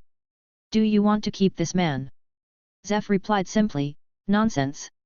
Is there even a need to ask? Keep him and let us eat pig food. Paddy agreed, but seeing Luffy's gaze, he shrunk his neck again. Logan snorted coldly, okay. If you don't want him here, then we will take him. It happens that Luffy and Usopp like to eat pig food, so we will take him away. Then, he asked Luffy, Luffy, what do you think? We are just looking for a chef, what do you think of Sanji? Luffy didn't answer directly, but walked up to Sanji and said seriously, you can join our crew. Chapter 58. Join our crew. Luffy said seriously to Sanji. Hearing what Luffy said, the big stone in Zeph's heart was completely let go. Silly brat, go and find the all blue of your dreams. However, just when Zeph and Logan thought it was done, Sanji stood up and walked towards the kitchen. Immediately, Zeph was furious, bastard, where are you going? I'm going to the kitchen and cook for the guests. The voice was very calm, not at all like someone who had just cried. Boom! Zeph's wooden stick kicked him. Sanji didn't dodge and was kicked hard back onto the restaurant floor. Listen to me. You are fired from here. There is no need for a pig chef like you anymore. Zeph stood in the way to the kitchen, his eyes blazing. Sanji sat up from the ground and wiped the blood from his nose. He couldn't help laughing, stinky old man, your strength is far worse than before. Saying that, Sanji got up and walked towards the kitchen again. Boom! Zeph kicks again. Sanji's mouth is swollen. But he still got up without knowing it, and continued to walk towards the kitchen. Don't do it, Sanji. Even a reckless man like Paddy couldn't help gritting his back molars at this moment. Carl yelled loudly, idiot. Give up the idea of continuing to be a cook on this ship. Enough, Sanji. No matter how many times you get up, the boss will never want you again. Don't be foolishly beaten again. Get out. The chefs yelled. Hey hey hey. We can't sit idly by. He's going to die. With a terrified expression on Usopp's face, he turned his head to look at Luffy and Logan, hoping that the two of them would make a move. Logan will definitely not make a move, because he knows the inside story. However, facing such a scene, Logan was also very moved. This pair of father and son is really more stubborn than the other. Luffy stood behind Sanji, he looked at the back of Sanji staggering up. But just looking at it. Luffy is simple, but he is not stupid. Especially on some things, he has his own unique and charming insights. He didn't try to persuade anything, just looked at Sanji silently. He knows best what is called respect. Respect other people's choices, that's Luffy. Sanji got up again and again, and was kicked back again and again. When Sanji came again, Paddy couldn't bear it anymore, he grabbed Zeph and said, old boss, enough is enough. Yeah, Sanji is dying. Karn also took a deep breath and reminded. Stubborn brat. Zeph clenched his fists tightly, his chest rose and fell because of his constant anger. Seeing Sanji coming again, Zeph went straight to the back kitchen. Sanji stopped, he didn't understand what Zeph was doing. A moment later, Zeph returned from the back kitchen, still holding a torch. Without further ado, he directly lit the curtain on one side. Ah! Boss, what are you doing? Boss, don't! This store is all your heart and soul. The chefs are in a shortage, and everyone is shouting. But Zeph has the absolute right to speak in this store, and no one dares to stop him from doing what he wants to do. With such a pig food chef in our store, sooner or later we will close down. Why don't we let this store disappear completely now? The decisive words came out of Zeph's mouth, and he went on to light the second curtain. Then, the cooks are all desperate. Stop! Seeing that Zeph's life's hard work is about to be ruined, Sanji can't continue to be stubborn. He rushed over, grabbed Zeph's arm, and cried, I'm going. I'm going. Okay, boss, Sanji promised to leave, let's go. Hurry up and put out the fire. It's too late. The chefs looked at Zeph anxiously, waiting for his order. Zeph didn't give an order, but looked at Sanji who was hugging his thigh, and asked sharply, "Silly brat, are you really going to get out of here? Seriously? I must go, put out the fire. Stinky old man, this store is all your hard work. Things have come to this point, Sanji has to compromise."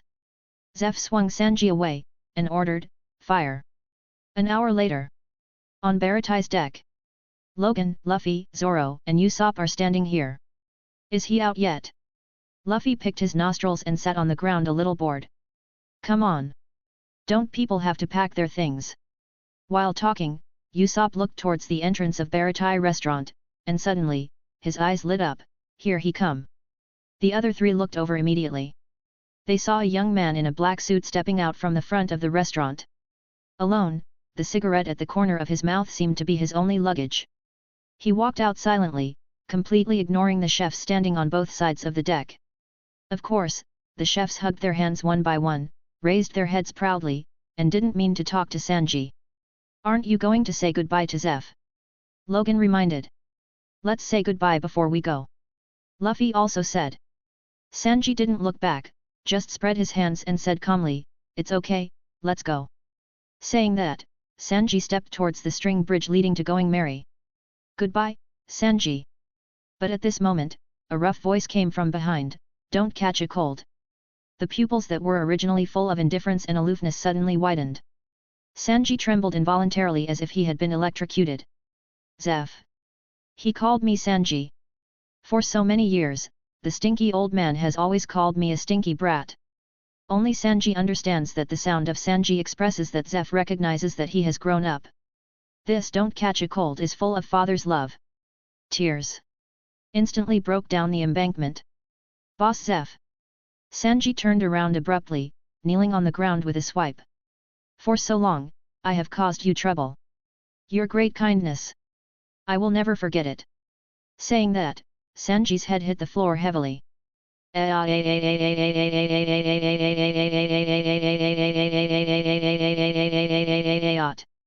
"Damn it, we will be very sad if you are like this. It's too much. Why don't you just leave?" "I didn't shed tears, the sun must be blown by the sea breeze." When Sanji knelt down, the chefs couldn't pretend at once. One by one cried out loudly. Seeing the reactions of the chefs, Sanji was very touched. He knew it. He knew it. "Boss Zeph, do you think he can't see it? Is it because of the all-blue dream in his heart? But isn't your dream also the all-blue? Just tell me, let me take your dream to find the all-blue, and I will definitely promise you to go to sea. But why you have to use such a bad method?" Sanji looked up and gave Zeph a deep look. He knew that this stubborn old man would not admit it. Needless to say, Sanji stood up and stepped onto the string bridge. "Hee. Aren't you the same?" As if by telepathy, Zeph looked at Sanji's back with a faint smile on his mouth. "You obviously want to look for the all-blue sea, right?" He insisted on staying because he wanted to repay Zeph. If Zeph don't use this method, Sanji would still be burning fire in the back kitchen. "But... have you finally stopped calling me a stinky old man? The kid has grown up." Looking at the Going Merry sailing, the corners of Zeph's eyes are moist with relief. The sea. Going Merry rides the wind and waves.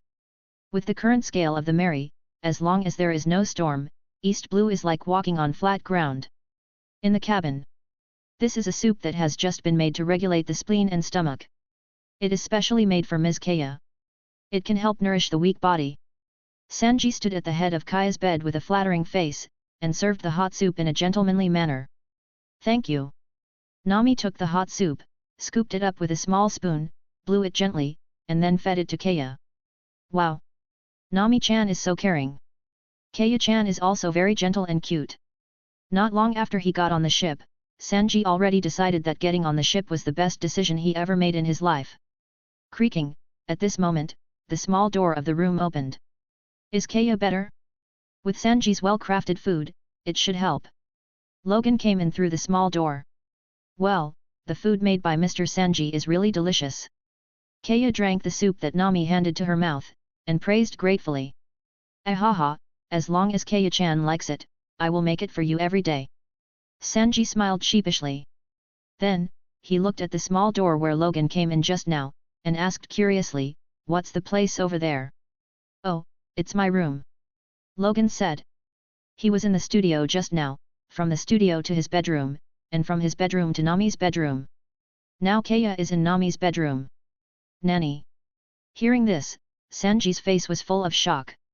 He quickly ran to the small door, and then looked inside. That's right, a man's bedroom. What's wrong, Sanji?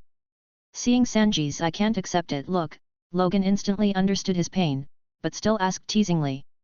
"Ah. Why is your bedroom connected to Nami-chan's bedroom?" Sanji said with a broken heart. "Haha."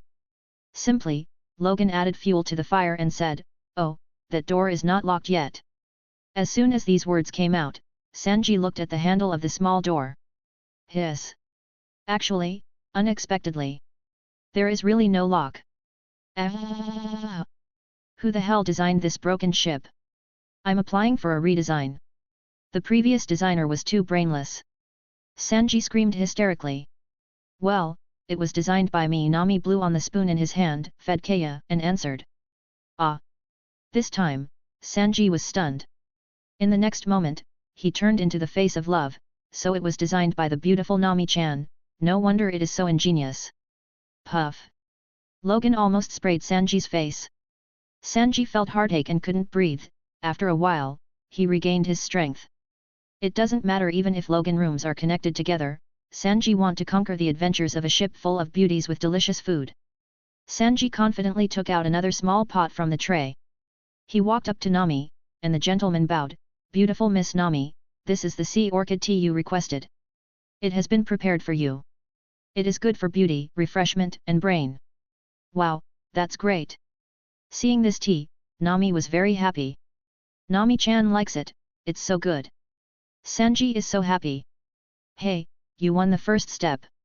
However, at this time, Nami got up and brought the pot of tea, then walked up to Logan, and handed it to Logan. You draw so many mangas every day, you need to protect your eyes, this pot of tea is good for you. By the way, Mr. Sanji did this, thank him very much. Puff. Who put a sword in the heart of my heart? With this sword down, Sanji can hardly stand. Just now the heartache can be relieved, but now he can't bear it. Sanji, where are you going? Logan asked. I'm going, on the deck, to blow some air. If he stays here any longer, he really won't be able to bear it anymore. Oh, yes. Thanks for the tea. Puff. Sanji spurted out a mouthful of old blood. Thank you, you bastard. On the deck, Sanji stood by the railing, blowing the sea breeze. It was just a small episode just now. Since boarding the ship yesterday, Sanji still recognizes this group of guys very much. Especially when he introduced himself and said that his ideal is to find the all blue, no one laughed at him. This was completely unimaginable in the past. Although Logan makes him jealous, Sanji has to admit that Logan is his most recognized partner. Because when he talked about the all blue, Logan seemed to be very sure about all blue existence and had a unique opinion. He even used a paintbrush to outline a concept map of the blue ocean for Sanji. Just that one picture, Sanji was conquered by Logan. Certainly. He can't forgive the small door in the bedroom. Hey? Luffy. After blowing for a while and adjusting his mood, Sanji was about to go back, but suddenly he saw Luffy sitting on the sheep at the bow. Finding that Luffy didn't seem to hear him, he walked along the sheep's neck. Coming behind Luffy, Sanji was surprised to find that this guy is actually reading manga. Pirates read mangas? This is not normal. Chapter 59. Luffy was originally in the reading room reading mangas. But because Zoro was seriously injured in bed now, he felt that it would be boring to stay alone in the reading room, so he simply ran to his special seat. Just after he came out of Akame ga Kill World, he suddenly noticed movement behind him. Luffy turned her head, and immediately saw a curious curly brow face. Hey? Sanji. Seeing Sanji, Luffy remembered the codfish porridge that he ate this morning, it was really delicious. Luffy, are you reading mangas? Even after confirming that Luffy is holding a manga, Sanji still can't believe it. Luffy tilted his head, and 3 question marks popped out of nowhere. He thought about it, and then it exploded. Sanji had only been on the ship for a day. So he explained, oh, this is not an ordinary manga, this is a manga drawn by Logan. What? Not an ordinary manga. Hearing this, Sanji was taken aback for a moment, but then he suddenly realized something, and suddenly there was a look in his eyes that men could understand. He approached Luffy and winked at him. You look like a decent guy, but you're a perv in secret. Perv? This time, Luffy was totally stunned. Why is he a perv? What are you talking about? Sanji. Hey. Still pretending? Sanji chuckled, you've read the manga, so pretend. But speaking of it, that Logan guy actually draws adult manga. Ah. Damn it, I have to get along with him. Sanji has never asked anyone for a favor. But if these favor are in exchange for 5 adult manga books, then he don't mind. Adult manga, Luffy frowned in surprise. His knowledge in this area is zero, almost nothing. The enemies to be faced in this manga are all adults, so it should be a manga for adults. After thinking about it, he nodded, yes. The adult mangas drawn by Logan are not only amazing, but you can enter the world in the mangas. Nani? Sanji showed an unbelievable look, what are you talking about? Entering the manga world? How is this possible? Luffy explained, it's true. Logan is a manga fruit man. Each of his manga has an independent world. As long as it suits you, you can enter the manga world. Manga fruit ability. Ah this. If that's the case, it's reasonable. Although Sanji had never eaten devil fruit, he came from Vinsmoke's family and was later raised by Zeph. He still knows something about devil fruit. Thinking of this, Sanji couldn't help but look forward to it. It's actually an adult manga that can enter it, this is really too strong. Luffy nodded, not only can you enter, but you can also fight in it. Hiss. Can you still fight? The color on Sanji's face was immediately red, and he elbowed Luffy, is it exciting? Luffy said, of course, I feel that the time I enter the manga world every day is my happiest time. It's so cool inside. This. Is it that amazing already? Sanji couldn't wait any longer, jumped back to the deck, and ran to the cabin without looking back. Logan, my dear friend, here I come. Not long after, Sanji came to Logan's studio. Hey? It's Sanji, your tea is really good. Logan picked up the teacup in his hand and gestured to Sanji. It's easy to talk about. From now on, I will make your tea. You like my tea, and I also like your mangas. What's going on? Why do you want to serve me tea in a blink of an eye? Logan thought, if Sanji are like this, he dare not drink. Sanji looked at the bookshelves around the studio, and his eyes were filled with gold. Oh my god! So much! Is it all adult mangas? He's so happy. You want mangas, don't you? Looking at Sanji's appearance, anyone would have guessed it. But it's just a manga. Those who didn't know thought that you saw a group of beauties without clothes. Quick! Pick me a wonderful one. Sanji rubbed his hands together and said impatiently. Wonderful? Which of my mangas is not wonderful? After thinking about it, Logan walked to the bookshelf, took a random book and handed it to Sanji. Might Guy Biography. After reading the title of the manga, Sanji frowned, why is this a man? What's wrong with the man? This manga is wonderful. The man who almost kicked the finale with one kick is guaranteed to be exciting. Hiss. I see. Hearing what Logan said, Sanji seemed to have realized.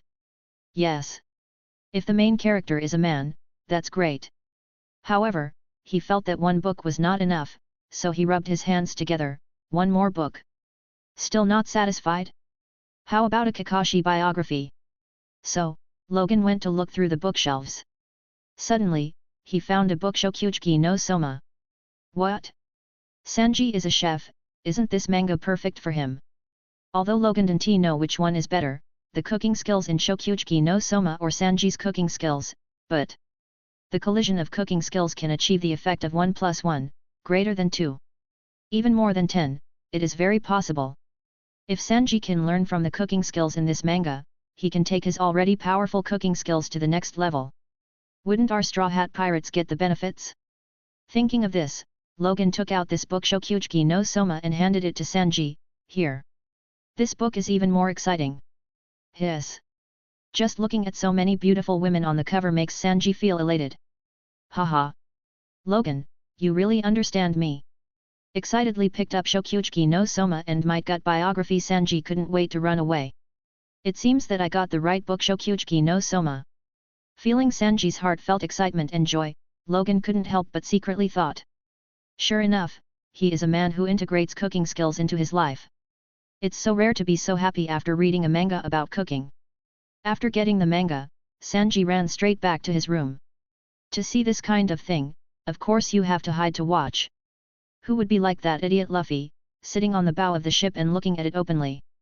Then he threw Might Guy biography on the cabinet, and Sanji opened Shokyuchi no Soma. Campus scene? Is there also a cooking test? Haha, I like this kind of plot. Sanji started watching. There will be beauties appearing soon, Sanji is excited. Not a moment. The surrounding scene changed, and he was already in a bustling city. Oh? Really came in? Looking at the surrounding scene, Sanji became more and more excited. Since it's the world of adult mangas, then he don't have to think so much. As he spoke, Sanji looked at a beautiful woman walking towards him, and directly pressed his hand on the wall of the street to stop the beautiful woman. Beauty, do you want a date? Handsomely took out the cigarette from his mouth, Sanji exhaled a puff of smoke ring. He is indeed quite charming. Ah! Pervert! Snapped. With a clear slap, the beautiful woman ran away in a hurry. Only Sanji with a confused face was left, imitating his hot face. Is the plot that difficult? In Logan's manga studio. Not long after Sanji left, Usopp came. How's Zoro's injury? Seeing Usopp coming, Logan opened his mouth. Usopp is mainly responsible for taking care of Zoro these 2 days, which is quite hard work. The monster. It's only been a day, and the injury has healed a lot. Thinking of Zoro's recovery, Usopp couldn't help complaining. Logan agrees. Isn't it? That's Zoro. It is said that Luffy has unlocked the blood lock, but why not Zoro? Protagonist often immune to death. Are you here to read mangas? Looking at Usopp, Logan asked. After all, he is a manga studio here, what else can people do besides want a manga to pass the boring time on the ship? Oh, it was Zoro who sent me to you. He said you were going to give him another swordmanship manga, Usopp said. This Zoro is still thinking about mangas even when he is recovering from his injuries. Did he really think that if he could realize swordmanship in Sasaki Kojiro's manga, he could also realize it in other manga?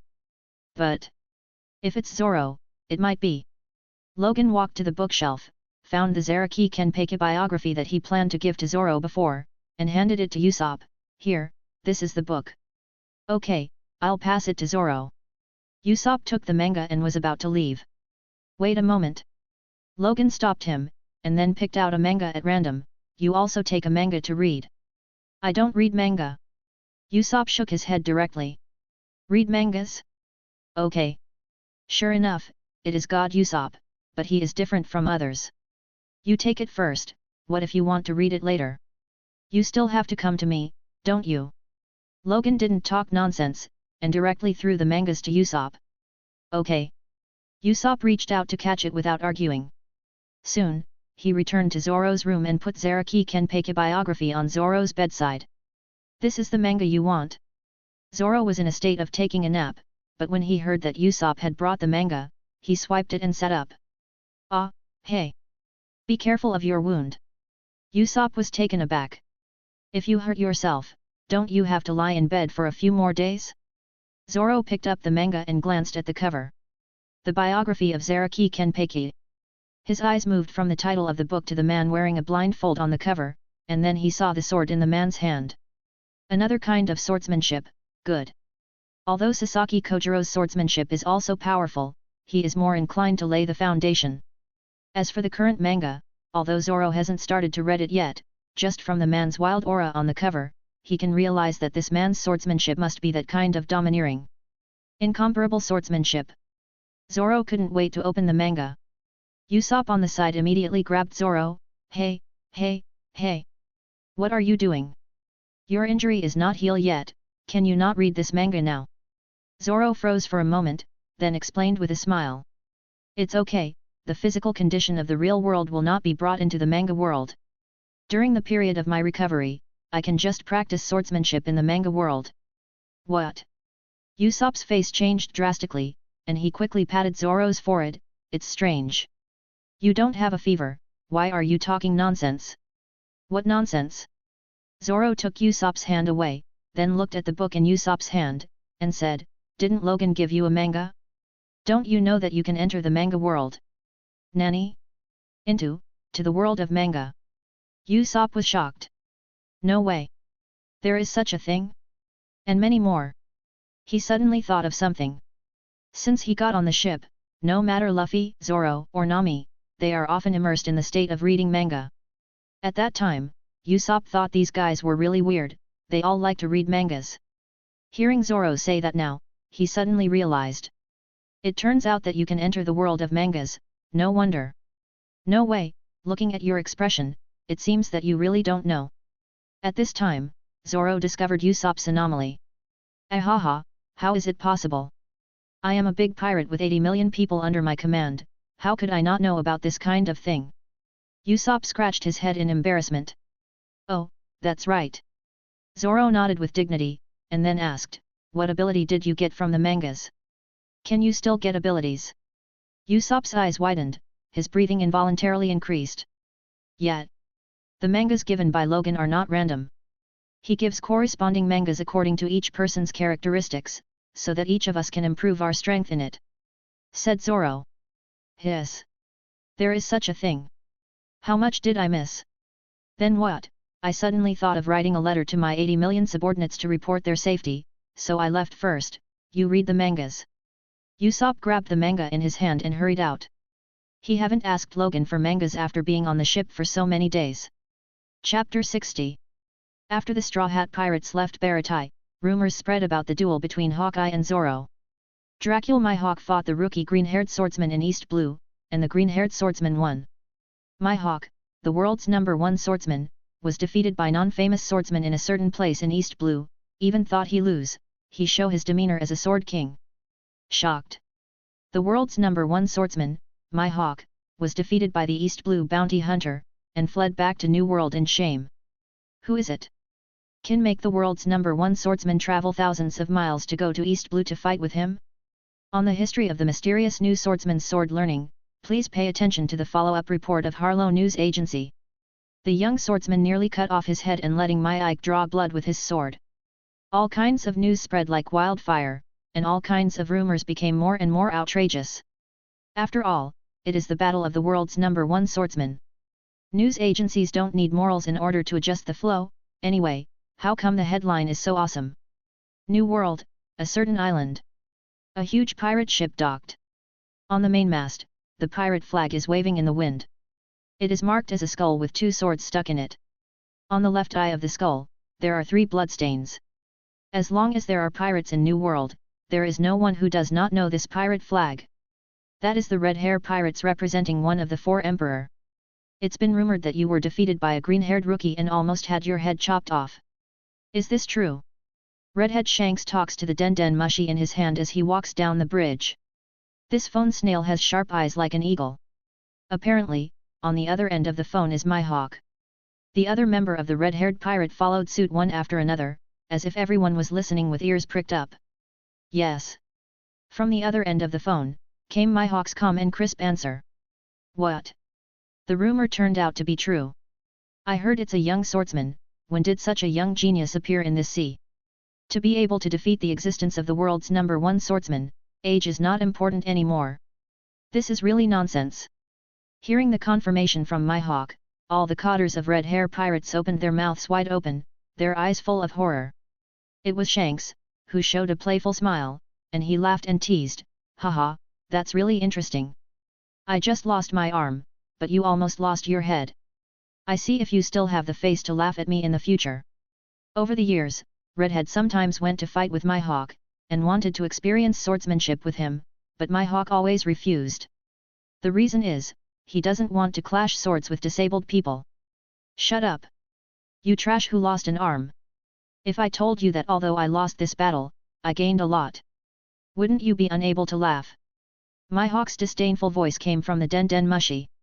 Waste of waste. The members of the red-haired regiment were dumbfounded. All right. They are afraid this is the only one who dares to talk to Shanks like this? And Shanks won't be mad. Indeed, Shanks was not angry, but asked curiously, "What? Let's hear it. I have come into contact with a whole new way of swordsmanship." Oh! As soon as the words came out, Shanks became interested too. Although he is a lazy person, he is also a very obsessed guy when it comes to swordsmanship. Otherwise, it would be impossible for him to have such a powerful swordsmanship. Forget it, it's meaningless to tell you this now. Suddenly, Mihawk lost interest in chatting. Anyway, I'm going to train for a while. The move that the young swordsman beat me has left me with endless inspiration. After I train, I am afraid there will be a big gap between your sword skills and mine. Although these words are arrogant, it also depends on who they are speaking from. Saying such words from the mouth of the world's #1 swordsman, then, is not considered arrogance, but can only be regarded as explaining the facts that are about to happen. Hey? Old Shanks blushed and smiled awkwardly, "You bastard.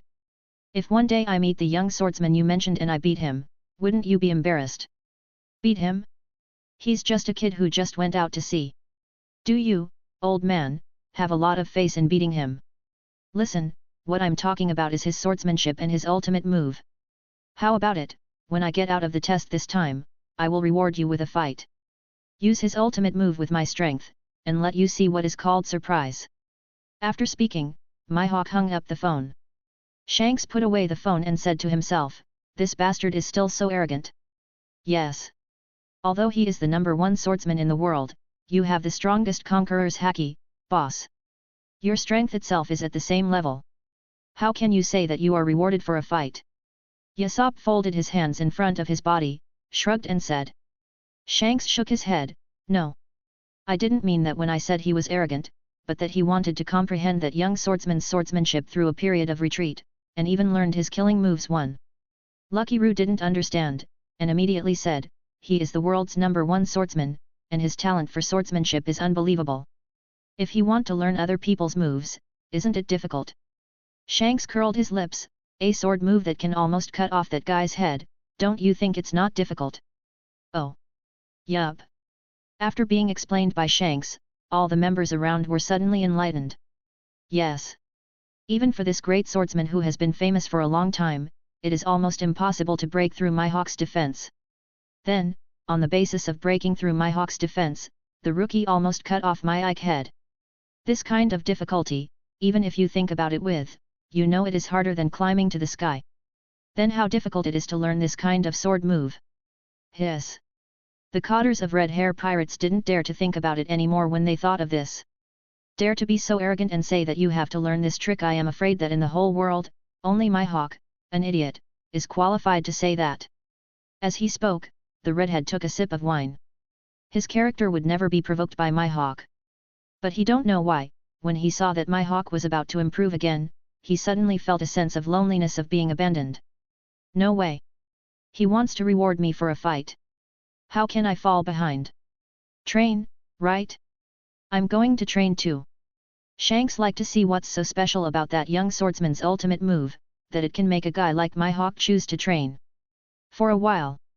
The long-lost young blood is burning in Shanks' chest. Give me the sword. After pouring the last sip of wine, Shanks stretched out his hand and yelled. Are you going to practice your sword skill? Ben Beckman took Redhead's sword from the other hand and handed it to Redhead. Shanks nodded and said with emotion, Yes, I have no right to relax in this battle. Lucky Roo echoed, Yes, after all, he is Mihawk, and no one has the qualifications to relax. He to be precise, my opponent in this battle is not Hawkeye, but that young swordsman. Shanks smiled, that's why he felt valued. The young swordsman ultimate move based on Mihawk's strength can reflect the true power of that move. In this case, he, Shanks, really wants to win. Marine Headquarters, Marine Ford. Fleet Admiral's Office. I have verified the news from Mihawk, and it is indeed true. Tsuru came in with a document. It turned out to be true. Sengoku looked at this document, his brows were furrowed. This sea really cannot find peace for a moment. Recently, there have been frequent movements in Four Emperors, which has already kept Sengoku busy. Unexpectedly, East Blue, which was originally the most peaceful place, suddenly rose up a strong man. It would be nice if he could be pulled into Marine. If he is a pirate. Just thinking about it, Sengoku feels like his head is going to explode. Sengoku flipped back and didn't see the detailed introduction, so he asked immediately, "Did my hawk not provide the detailed information of this person?" Tsuru replied, "Don't talk about the information, I just wanted to ask the person's name, but my hom just hung up the phone." "This guy who does his own way." Sengoku snorted coldly. "If it is another Shishibukai, maybe you can threaten it and let it cooperate. But my Ike. If Marine wants to ask him to make a move, it depends on his mood. Is there no other way to know the identity of this young swordsman?" "Yes. According to the investigation by East Blue's branch, this young swordsman's name is Roronoa Zoro, and he was a bounty hunter in East Blue before." "Bounty hunter?" Sengoku's eyes lit up. He was immediately overjoyed. Since he can be a bounty hunter, he must be a young man who advocates justice. "Very good, this person must be recruited into Marine." Tsuru then said with an ugly expression, "But not long ago, he joined a pirate group." "What?" Sengoku just felt his blood pressure soared suddenly. "Oops, no, no, no, no, no, no, no." Sengoku patted his forehead, and his eyes felt a little dark. "Fleet Admiral, don't get excited." Tsuru Vice Admiral came over and calmed Sengoku, then looked Stucky, "What kind of pirates?" Stucky replied, "I don't know about this. I only know that it is a small pirate group, and it should have just been established." "What a bunch of idiots." Hearing this, Sengoku blew his beard and stared angrily. Tsuru Vice Admiral kneaded Sengoku's shoulder, "Calm down, let's issue a bounty first. When such a person starts to emerge, his information will naturally be investigated slowly." "Right. Bounty." Thinking of this, Sengoku immediately ordered, "Tsuru, immediately issue a bounty for Roronoa Zoro, a reward." But at this point, Sengoku immediately stopped. How much should the reward be? But for a person who appeared out of nowhere, he couldn't offer a sky-high reward right away, right? Isn't that bullshit? "Fleet Admiral, for a rookie like this, the first reward should be the lowest. But, since he can defeat my hawk, then offering a reward of over 100 million is the most basic respect. At least it's respect for my hawk." Tsuru Vice Admiral can always solve Sengoku's problems at critical moments, she said, "I suggest that the initial reward is 100 million belly." "It is good." Taking a deep breath, Sengoku glanced at Tsuru, "Just do it. Read up to ch166 and support me at patreon.com/goldengaruda. Chapter 61. Time flies, a few days have passed. Going Merry is approaching the Konami Islands. In the cabin, Nami was lying on the bed in her underwear, looking at the map. "If the weather is normal, we should arrive at Kokoyasi village tomorrow." The feeling of returning to the village this time is completely different from before. In the past, when she went back to the village, she would secretly hide the stolen money first, and then put on a mask to transform myself into a running dog of the Arlong crew. This time, Nami is going back with hope. That's right, she is the hope of the whole village. "Arlong, the pain you left on everyone, I will give it back to you this time." Shaking the white jade hands vigorously, Nami muttered angrily to herself. Before she got the manga card captor Sakura, no matter how Logan persuaded her, she would not want everyone to fight Arlong for her. But now, she already has 2 Clow cards. Regarding the cognition of strength, the current Nami and the previous Nami are no longer in the same dimension. Not only her own strength, but also the strength of her partners. After the Battle of Baratai in the sea restaurant, Nami finally realized that the strength of her partners is far stronger than she imagined. In addition, she herself has strength now, so her self-confidence will naturally rise. Before that, she thought about repaying the money to peacefully resolve the issue of the settlement on Kokoyasi village. But now, revenge. If she don't beat the Arlong to death, how can she be worthy of those dead villagers? How can she live up to Belmere? She let go of her clenched fist, and a burst of brilliance emerged. In Nami's palm, 2 cards with little drawing on them appeared. The Power and the Fight Clow card. The Fighting card is the second Clow card that Nami encountered, and the process of conquering it is very simple. Nami borrowed from the way of conquering Sakura in the manga. First exhaust the physical strength of the Fighting card, and then use the Force card to subdue it. But the reigning of the third Clow card was not smooth. The third card is the Thunder card. The Power card and the Fight card can't help in subduing the Thunder card at all, and they can only rely on Nami himself. It has been many days, and Nami is still stuck to conquer the Thunder card. No. Tomorrow they will fight Arlong, and the card must be subdued today. Gritting her teeth, Nami opened the manga. Soon, she came to the manga world. Boom. Boom. Boom. Once inside, Nami appears in a house. Outside the house, thunder and lightning flashed, and thunder continued to fall on the ground, damaging the ground and public facilities. It's the Thunder card, we have to find a way to subdue it. Kirili, the spirit of order, flew to Nami's shoulder and reported the situation. Nami pat Kirili's head. This was the dozens of times she heard Kirili say this. Because this is the scene every time I come in, so every time Kirili's opening remarks are also this. Well, let's get a set of rubber clothes first to prevent the thunder. This is how Nami borrowed from little Sakura. Of course, that's not all she can learn from. She doesn't have a shadow card. Actually I have Logan, but this should be the test that Logan gave me. If I don't pass with my own efforts, how can I gain great strength? She filled her mind with Logan's thoughts, and Nami thought it was very sweet. She felt that Logan could take out the abilities in the manga at will. He didn't give it to her directly, but he was training her. But Kirili's eyes widened when she heard Nami's words, wow. Nami is so smart. Afterwards, the two came to a cosplay clothing store. Nami took a rubber cosplay suit with ease and put it on. Nami is amazing. It's so easy to find a store with rubber clothes. But the admiration for Nami in Kirili's eyes became stronger and stronger. That's not. I've been here dozens of times, isn't it amazing? With the things in hand, Nami is ready to continue to try to capture the Thunder card. But just a few steps away, Nami stopped and stepped back. She stared at a cosplay rubber prop for a long time, and suddenly came up with a bold idea. Not long. Nami appeared in the empty square. Tears shone in the sky and thunder and lightning kept hitting the ground. Hey! You the Thunder card! Immediately surrender to me. In the customary opening remarks, Nami's purpose is to at least provoke the Thunder card and let her come over. According to the plot of Sakura subduing the Thunder card, Nami knows that if she wants to subdue the Thunder card, she must first return the Thunder card to its original shape, and then trap it, so that it can be conquered. The lightning came running toward Nami. Nami didn't hesitate without any hesitation, and just ran away. Hack! Hack! Lightning is like a fighter jet plowing the ground, chasing Nami persistently. Nami used this strategy dozens of times before, she had no other way, she just wanted to see if she could consume the lightning card's strength. But it turns out that Thunder Beast's strength seems to be endless. Wow, the Thunder card is so irritable. Nami has to figure out a way.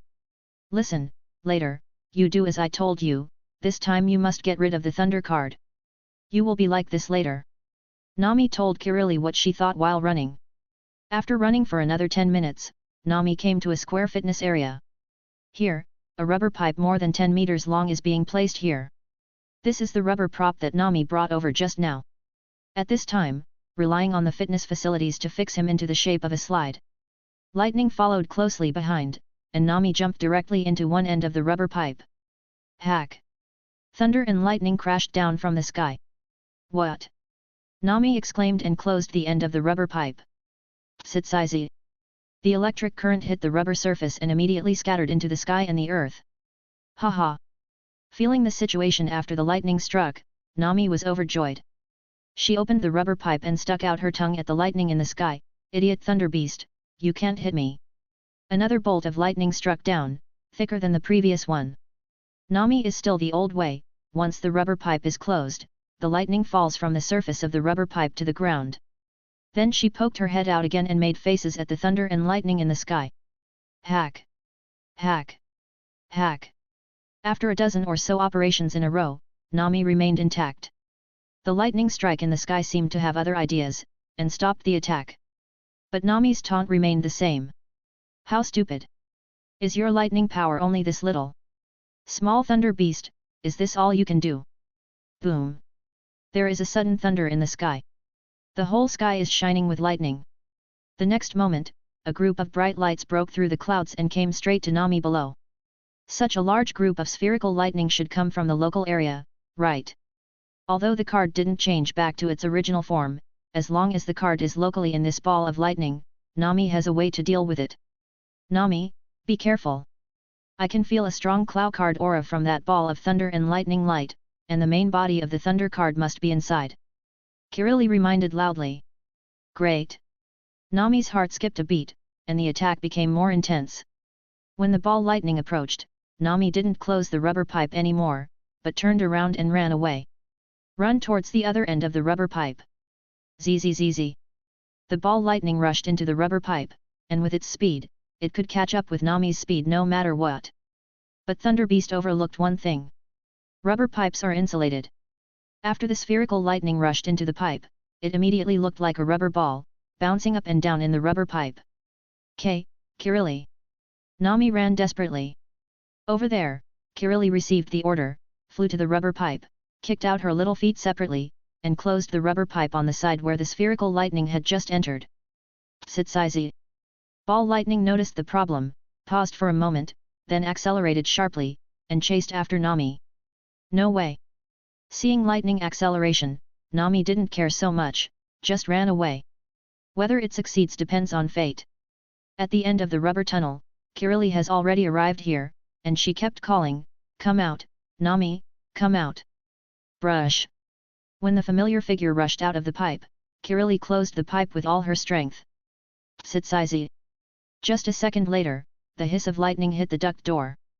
But Kirili stepped back a little distance, watched worriedly for a while, and then cheered, "It's a success." No, there are still 2 steps left. With the thought of Nami, power cards and fighting cards appeared in her hands.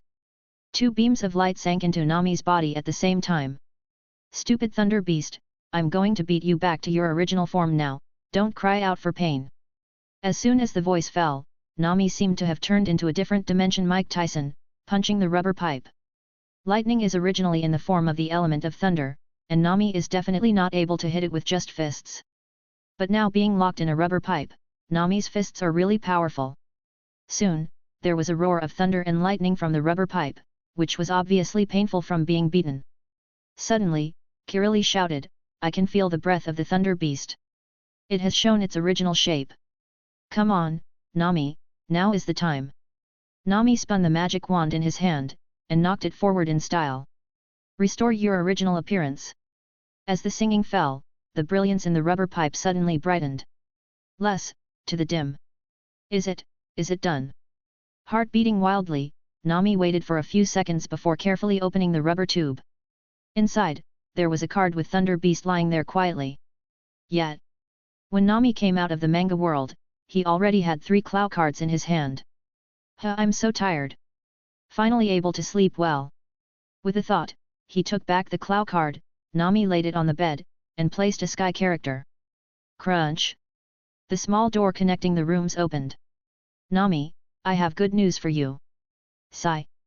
Logan's voice had just reached, but it suddenly turned into a gasping shock. Chapter 62. It looks like we should be able to reach Kokoyashi village tomorrow. In the bedroom, Logan looked at the nautical chart in his hand, and then looked at the time. At this time, Nami probably hasn't slept yet. Let's go find her to confirm, and tell her the good news on the way. After thinking for a while, Logan walked towards the small indoor door. "Nami, I have good news for you." As soon as the door was pushed open, Logan saw a scene that made his blood erupt. What the hell? Is this a test? Who can stand this girl? Logan. Seeing that Logan actually came to find her, Nami was so happy. She rushed over immediately and grabbed Logan's arm. "What is the good news?" As if afraid that Logan would run away, Nami asked while dragging Logan into the room. This. Being hugged by Nami like this, Logan felt lust all over. He lowered his head subconsciously. Hiss.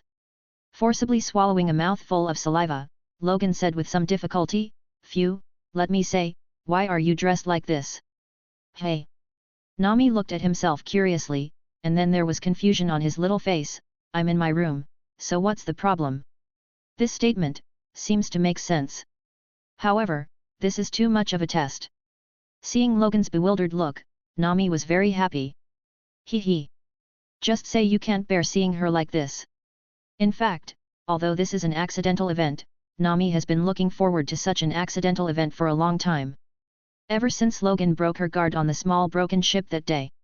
After getting along with each other these days, Nami liked Logan even more. Of course, she is also emotional. Conditions must be created so that boys can take the initiative. So, what good news is, tell me quickly. Holding Logan's arm, Nami hopped her little feet continuously and asked urgently. When Nami jumped like this, Logan felt like his heart was about to jump out. Something are jumping up and down. No, let's talk about it quickly. Otherwise, I might not survive the test. Forcibly suppressing the backfire in his heart, Logan raised his head and said, I just looked at the map, and it seems to be close to the Konami Islands. So, I came to check with you. We are going to your hometown tomorrow, right? Are you avoiding your eyes on purpose? There is a sly look in Nami's eyes. But she also understands that some things cannot be rushed. Can you bear it for a day? Can you bear it for a month? Immediately, Nami began to answer questions normally. Well, yes. Tomorrow we will be going to Kokoyasi village. But when talking about Kokoyasi village, Nami thought of the tragic fate of the villagers being suppressed by fishmen. She thought of Belmere. She just thought of how many years she have been running around in order to save the village, and even almost died a few times. A pang of sorrow welled up in her heart. Nami's nose was sour, and tears welled up. Hey? Why are you crying all of a sudden? Feeling the heat flowing from his arms, Logan immediately understood what was going on. Poor Nami, she should be caught in the memories of the past again. What's wrong with your nose? Logan patted Nami's back lightly, but his hand almost slipped and fell to the ground. What? What a tough test after another. It's okay if Logan didn't say it, but Nami cried even more when he said it. Woo, Logan. She let go of Logan's arm, and threw herself directly into Logan's arms, tears streaming down her face. If she hadn't met this man in front of her, her future would still be in a haze. The hope of Kokoyasi village is still unknown. Logan didn't dare to move at all. He was afraid that if he couldn't bear it and really did something to create the next generation, he would be mad. Of course, Logan clearly wants to take someone as lovely as Nami. That is obvious. However, Logan is not a brainless stallion after all, and he doesn't want to hurt Nami because of his sudden lust. Some things, when it reaches that point, will naturally come to fruition. But if you don't reach that point, you will not be able to pass the test in your heart. The two have only known each other for a few days now. It's Nami's fault if something happened so soon. The palm that was intended to land on Nami's fair back instead landed on the back of Nami's head. Gently patted Nami, Logan comforted, okay, don't cry, don't cry. Tomorrow you take the money and go to redeem the village from Arlong. If he dares not agree, our Straw Hat pirates will never forgive him. The little head shook Logan's chest, and Nami cried and said, Logan, I've already figured it out. Even if I gave Arlong the money, with the character of the evil Arlong, I can't guarantee that they will accept it. They are fishmen and pirates. The group will not abide by the agreement. Also, the evil committed by the fishmen pirates is absolutely unforgivable. Clenching her small fists vigorously, Nami suddenly raised her head and looked up at Logan. If you continue to ignore them, then more villager will be persecuted by them in the future. This time, I must destroy them. Little idiot, it's not you, it's us, our Straw Hat pirates will definitely destroy the Arlong pirates. The angle was just right. Logan reached out and scratched Nami's cute nose twice. Not to mention, Logan really likes this kind of feeling. It's us. The two tender arms subconsciously grasped Logan's back even tighter. The next day, it was close to noon. Kokoyasi village. A man in police uniform with a windmill in his hat was on patrol. His name is Genzo, he is the sheriff of the village, and he is also the backbone of the village today. Now the village is living a dark life under the suppression of the Arlong pirates. He don't know when this day is the end. Genzo sighed and walked to the port without knowing it. Due to the confinement of the Arlong pirates, all the ships in the Konami Islands were destroyed by the fishmen. In this way, it is impossible for anyone to escape the clutches of the fishmen. What is that? Suddenly, Genzo stopped, raised his head, and looked at the huge monster in front of the port. It looks like a ship? What? It seems that is a ship. His eyes moved slowly, and then fell on the flag on the mast. Pirate! Over there, the evil Arlong pirate group is still raging the entire village of the Konami Islands, and here is another pirate group coming. Have we people in the Konami Islands dug up the graves of pirates in our previous lives? Uncle Genzo. A voice came from the direction of the bridge. Genzo looked over, and a familiar figure appeared in front of him. N.A. Wrong. He can't show any kind of friendliness. Damn. So, it's you, the damned pirate who betrayed the village.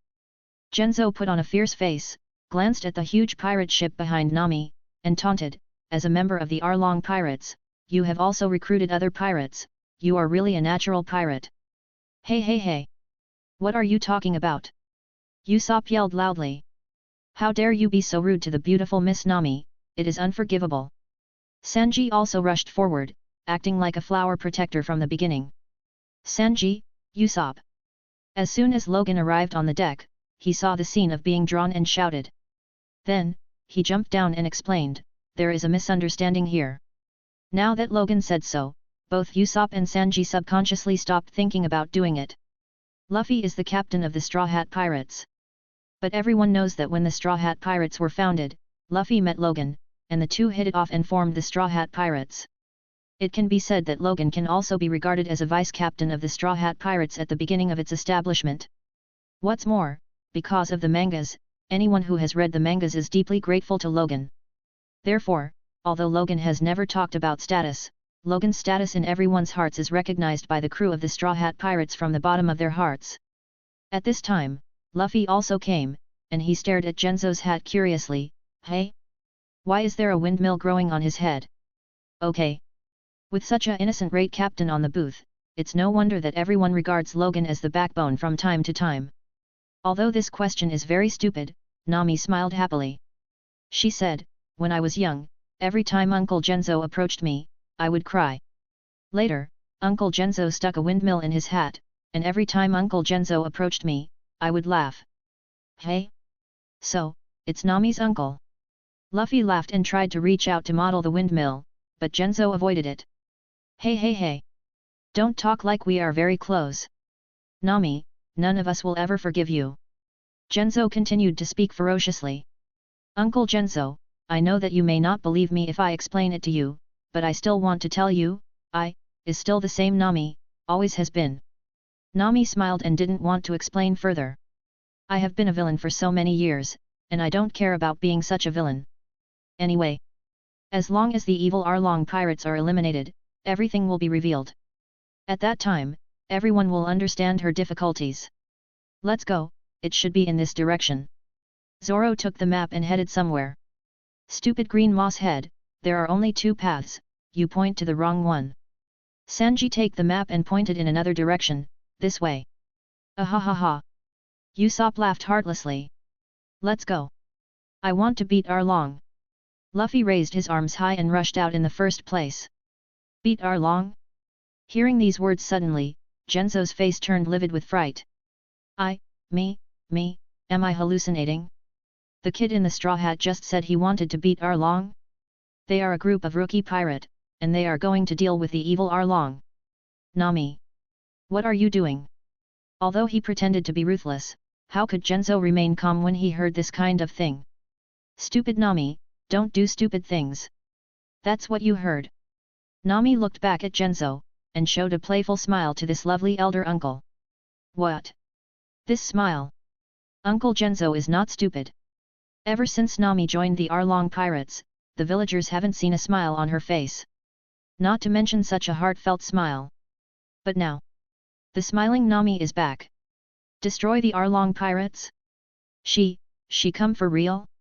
Realizing that the matter was serious, Genzo immediately tried to dissuade him. Damn! You find a few helpers and you want to fight desperately with the Arlong pirates, why is she acting so bravely? Genzo didn't dare to delay any longer, he ran back to the village in one breath. Come out! Quick! Get your weapons! Whether you are male, female, young, or old, I get up! Genzo ran and shouted. Soon, a large number of villagers took up weapons and came to the middle of the village. What's going on? Uncle Genzo? Is there a fight? If the fishmen see it, it will be troublesome. Everyone asked in a hurry. Genzo took a deep breath. Nami is back. She came back, why do we need weapons? Yet. Didn't you agree? Everyone pretends not to know, so we don't put pressure on her. Is she being chased by the pirate who she stole money from? Damn. After chasing here, let's scare these damned pirates away. Genzo took the water glass handed over by others, took a quick sip, and quickly explained, no, Nami, she took a few people to fight the Arlong pirate. What? Hey, hello? Did you say something wrong, or did I not hear you clearly? Isn't she saving money silently? Why is she so impulsive all of a sudden? If you only bring a few people with you, you're going to fight the fishmen. Why is she so stupid? The faces of the villagers changed drastically. Everyone knows how scary fishmen are. With just a few humans, it is estimated that even the fishmen would not have enough teeth. No, hasn't she already saved so much money? Why is she rushing so far? A villager asked with an unwilling face. Genzo shook his head, I don't know. But with Nami's character, if she hadn't really desperate and had to turn her face, she would definitely focus on being safe.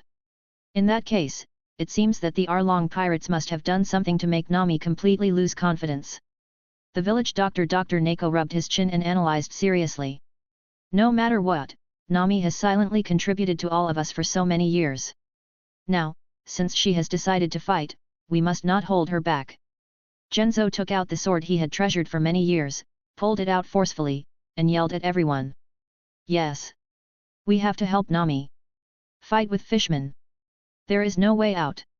Anyway, I'm going to die anyway, fight. Suddenly, the villagers of Coco Village, led by Genzo, headed for the territory of the Arlong pirates. Chapter 63. Arlong Park.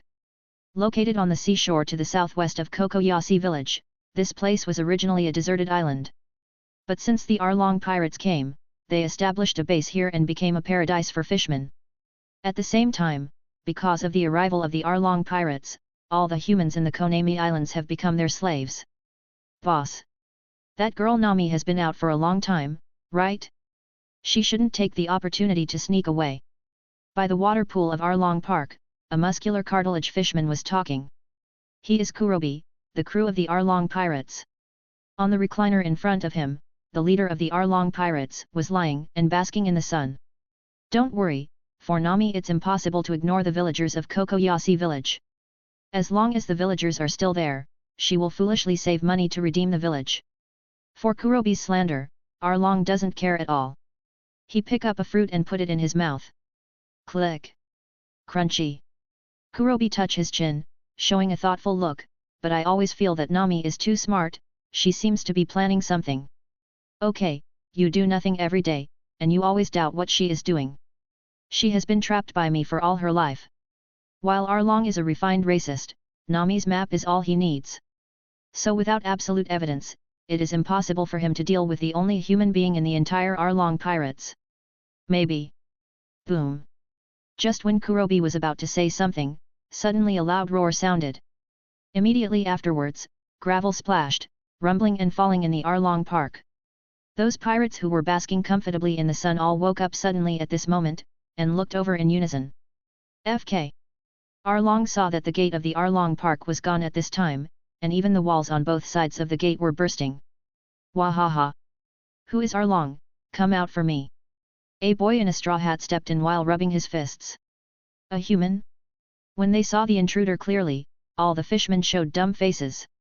How dare a human come to the fishmen's territory to provoke them? Is this guy out of his mind? Hey! Boy, are you looking for me?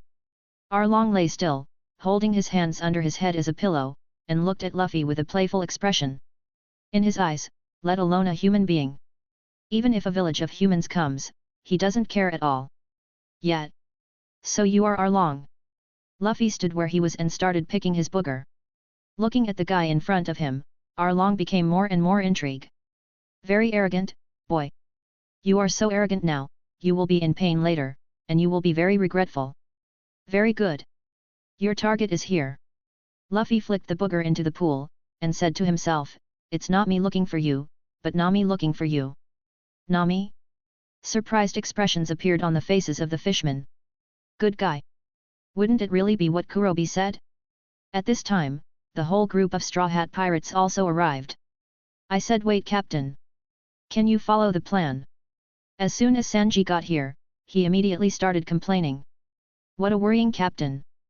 Zoro also complained. When Usopp heard it, his mouth was twisted in anger. Hey hey hey. Why are you commenting? If it weren't for your random directions on the road, we wouldn't be so much slower than Luffy. Arlong twisted his face and touched his head. He stood up slowly, looked at Nami in the crowd, and said with a smile, why are you not coming to my side yet? These should be the humans you tricked to come, right? What? We were lied to. Usopp was shocked. Sanji looked at him with contempt. How stupid are you? Arlong. At this time, Nami came out and came facing Arlong. She looked at Arlong with a firm face. From today onwards, I officially quit the Arlong pirates. Oh. Arlong was rather curious. He crossed his arms. So, you have collected 100 million berry. Even if she collects 100 million berry, you won't let her go free. Beside Nami, Logan said lightly. Where did this man come from? Arlong looked at Logan in disgust. Logan continued, let me take a guess at a trash like you. Once Nami really went and save up to 100 million belly, you will probably steal it and let Nami do it again. FK? Arlong is startled. He guessed it right. He suddenly became interested again, squeezed his chin, and said with a chuckle, you can guess so well, why don't you guess what method I might use to steal the money? It's actually not that difficult. The marine that's colluding with you here is nothing more than the gang of lowlife. You just need to give some information and let Captain Nezumi lead someone to take away Nami's money in the name of catching thieves. Logan said lightly. True, ha ha ha. Arlong grinned and laughed, so true, ha ha ha. His laugh made Nami very uncomfortable. So, Logan's guess is correct, isn't it? Realizing that her 8 years of hard work were in vain, Nami was completely stunned. She clenched her fists tightly, staring at Arlong with red eyes, and asked a roaring question. It's true, ha ha ha. Touching his own forehead, Arlong leaned forward and backward with a wanton smile. Nami, just give up, just be my navigator with peace of mind, won't it be fine? Why have you find a way make trouble for me? Since the matter has come to this point, let's tear your skin apart. Listen. From today onwards, you will no longer be a member of my Arlong pirates, but a slave. You don't have to think about running away. As long as you dare to leave for a day, I will kill 10 villagers in Kokoyasi village. If you leave for 2 days, I'll kill a 20. If you run away forever, and everyone in Kokoyasi village will be buried with you. Fierce eyes stared fiercely from the eyes of the evil Arlong. Sure enough, Logan guessed it. 8 years. What Nami have worked hard for these 8 years turned out to be a lie. Nami covered her red lips, tears of grievance burst out of her eyes. She is so stupid. How foolish to believe in such rubbish. Been a thief for 8 years for a lie. If it wasn't for meeting Logan and others, Nami wouldn't dare to think about it. Nami looking at the crying Nami, Logan gently rested Nami's head on his shoulder, and then looked at the Arlong. Hey! Arlong! Do you know what you did wrong? Arlong looked over coldly, with a look of disdain. Oh? I made a mistake. But as soon as he finished speaking, Luffy couldn't help it. Boom! The rubber fist blasted out suddenly without warning and landed directly on Arlong's face. The powerful force caused Arlong's head to be thrown back suddenly, and even brought his whole body to hit the wall hard. Luffy looked up to the sky and yelled, Bastard! Don't make our navigator cry. The sudden scene made Arlong Park suddenly become extremely quiet. Then he heard Logan ask faintly, Do you know what mistake you made this time? What? Arlong sat up from the ruins, and he molded his mouth. His steel tooth is completely shattered. But the next moment, a new set of teeth grew out of his mouth. Fishman power. Bastard! What are you doing here? At this moment, the fishmen reacted immediately. One by one, they rushed over fiercely. Brush! Brush! Brush! There was a flash of swords, and the several fishmen who rushed over were all lying in a pool of blood. Let me deal with the nuisance. Zoro swung Wado Ikemonji sword obliquely, and the blood of the fishman dripped down the blade. Boom! Boom! Boom! Sanji also knocked down a few fishmen, held a cigarette, and exhaled the smoke ring. Wait! Just when the two sides were about to start a full-scale battle, Nami's little head moved away from Logan's shoulder and shouted. The members of the Straw Hat Pirates stopped further actions in a tacit understanding. As for the fishmen, they all looked at Nami. Arlong climbed up from the ruins, and he looked at Nami viciously. Very good. You found a group of good helpers, so you think you can deal with me, right? Human beings are really ignorant and inferior races. The physique of our fishmen is born to be more than 10 times that of yours. Prepare for die. As he said that, Arlong in his big hand grabbed his weapon, the big saw blade. Here, the Straw Hat Pirates also immediately put on a stance. But Nami stood in front of the Straw Hats, and said seriously, guys, leave these fishmen to me. I want to destroy these beasts with my own hands. What? Usopp asked with a question mark on his face. Hey. Beautiful Nami-chan. Why do you need to do this kind of thing yourself? If you need a beautiful woman to do it, what's the use of me, Sanji? Ah, it seems that it's not impossible. Zoro froze for a moment, and immediately thought of that time on the deck.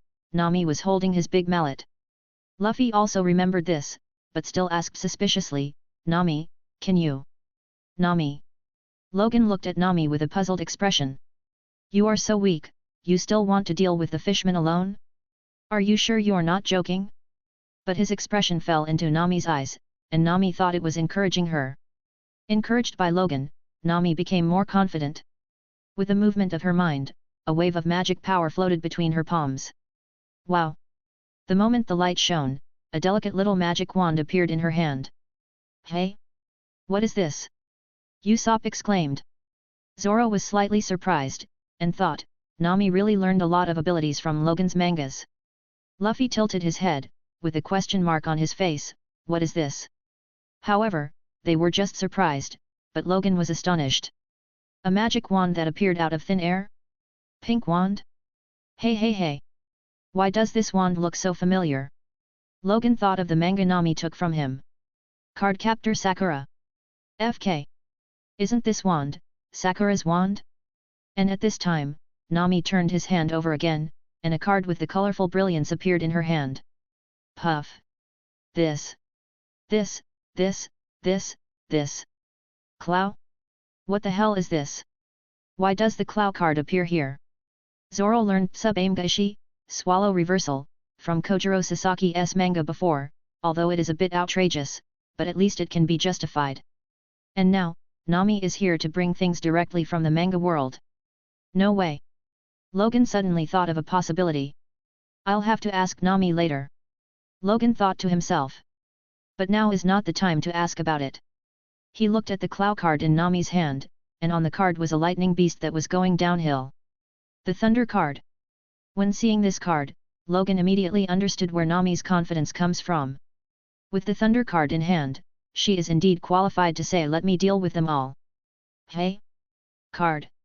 Luffy leaned over curiously to look at it. Logan grabbed Luffy and said, since it's this card, everyone should rest. Let Nami clean up the trash.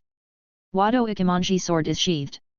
As someone who has made huge benefit in the mangas, Zoro think that Logan knows everything about everyone in the mangas. Since Logan said everyone should rest, there must be no need to worry about Nami's strength. The same goes for Luffy, he and Zoro share the most manga experience. In the first place, he told Zoro that Logan knew everything in the mangas. Now that Logan said so, let Nami come to relieve his anger. Alright. Usopp still expressed doubts about Nami's strength, but everyone stopped rushing, and he didn't dare to rush. Only Sanji was still asking inconceivably, hey. Are you all crazy? Let the lady fight. Sit down for me. Curly eyebrows. Zoro pulled Sanji over. Pretending to be strong. Nami, you are going to die for me. Arlong was about to explode in anger at this time. A group of fishmen gather, and now Nami threatened to deal with them alone. Mermaids can bear it, but fishmen can't bear it. With that said, he rushed towards Nami. Thunderbolt. Nami lightly raised the small wand in her hand, no extra nonsense. Boom. In the clear sky, suddenly thunder broke out. A terrifying roar descends from the sky. What happened?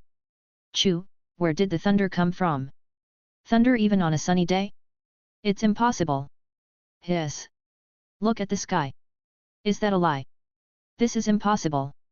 When the fishmen looked up to the sky, they were immediately shocked by this terrible scene. They saw countless lightning intertwined and intricately intertwined in the sky with a clear sky, weaving into a huge web of lightning. Without any delay, these lightning bolts gathered a very thick current and rushed to the ground. What? A fishman screamed, and instantly turned into a dried fish under the current thicker than others. Another fishman wanted to run, but was directly hit by 3 consecutive currents crossing, and blue smoke came out. Hack! Hack! Hack! Lightning bolts fell, striking the fishmen of the Arlong pirates with incomparable precision. Are fishmen physically strong? I'm sorry, but in front of Thunder Beast, they are all weak.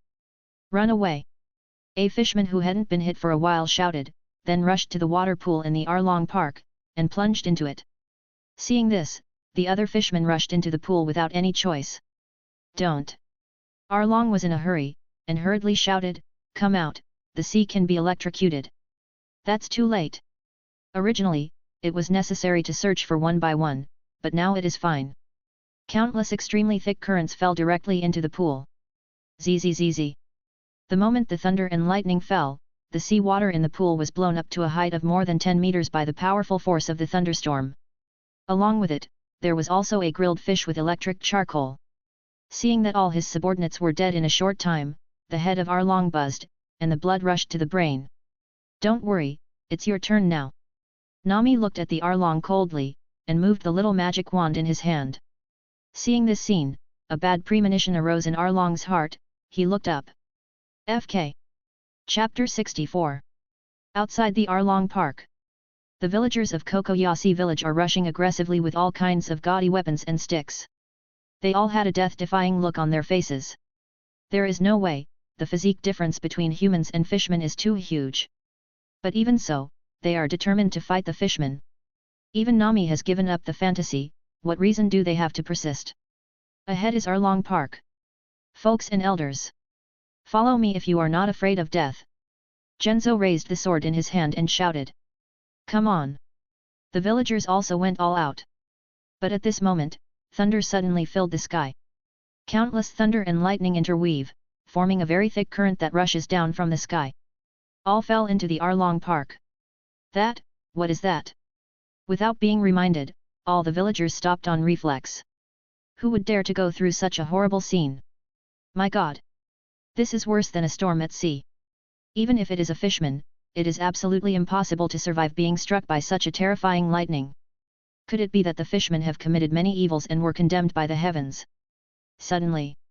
Ah! What is that? With a cry of exclamation, all the villagers looked at the sky in horror. All the thunder and lightning suddenly gathered in one place at this moment. It was as if the sea water in the sea was rubbed into a ball by an invisible big hand. The next moment, the ball grew limbs, a body, and a tail. It was an energy beast like a wolf or a tiger, and its whole body was composed of azure blue lightning. Thunder Beast looked up to the sky and howled, then looked fiercely down somewhere, and rushed towards the Arlong Park. This. The people inside are going to die.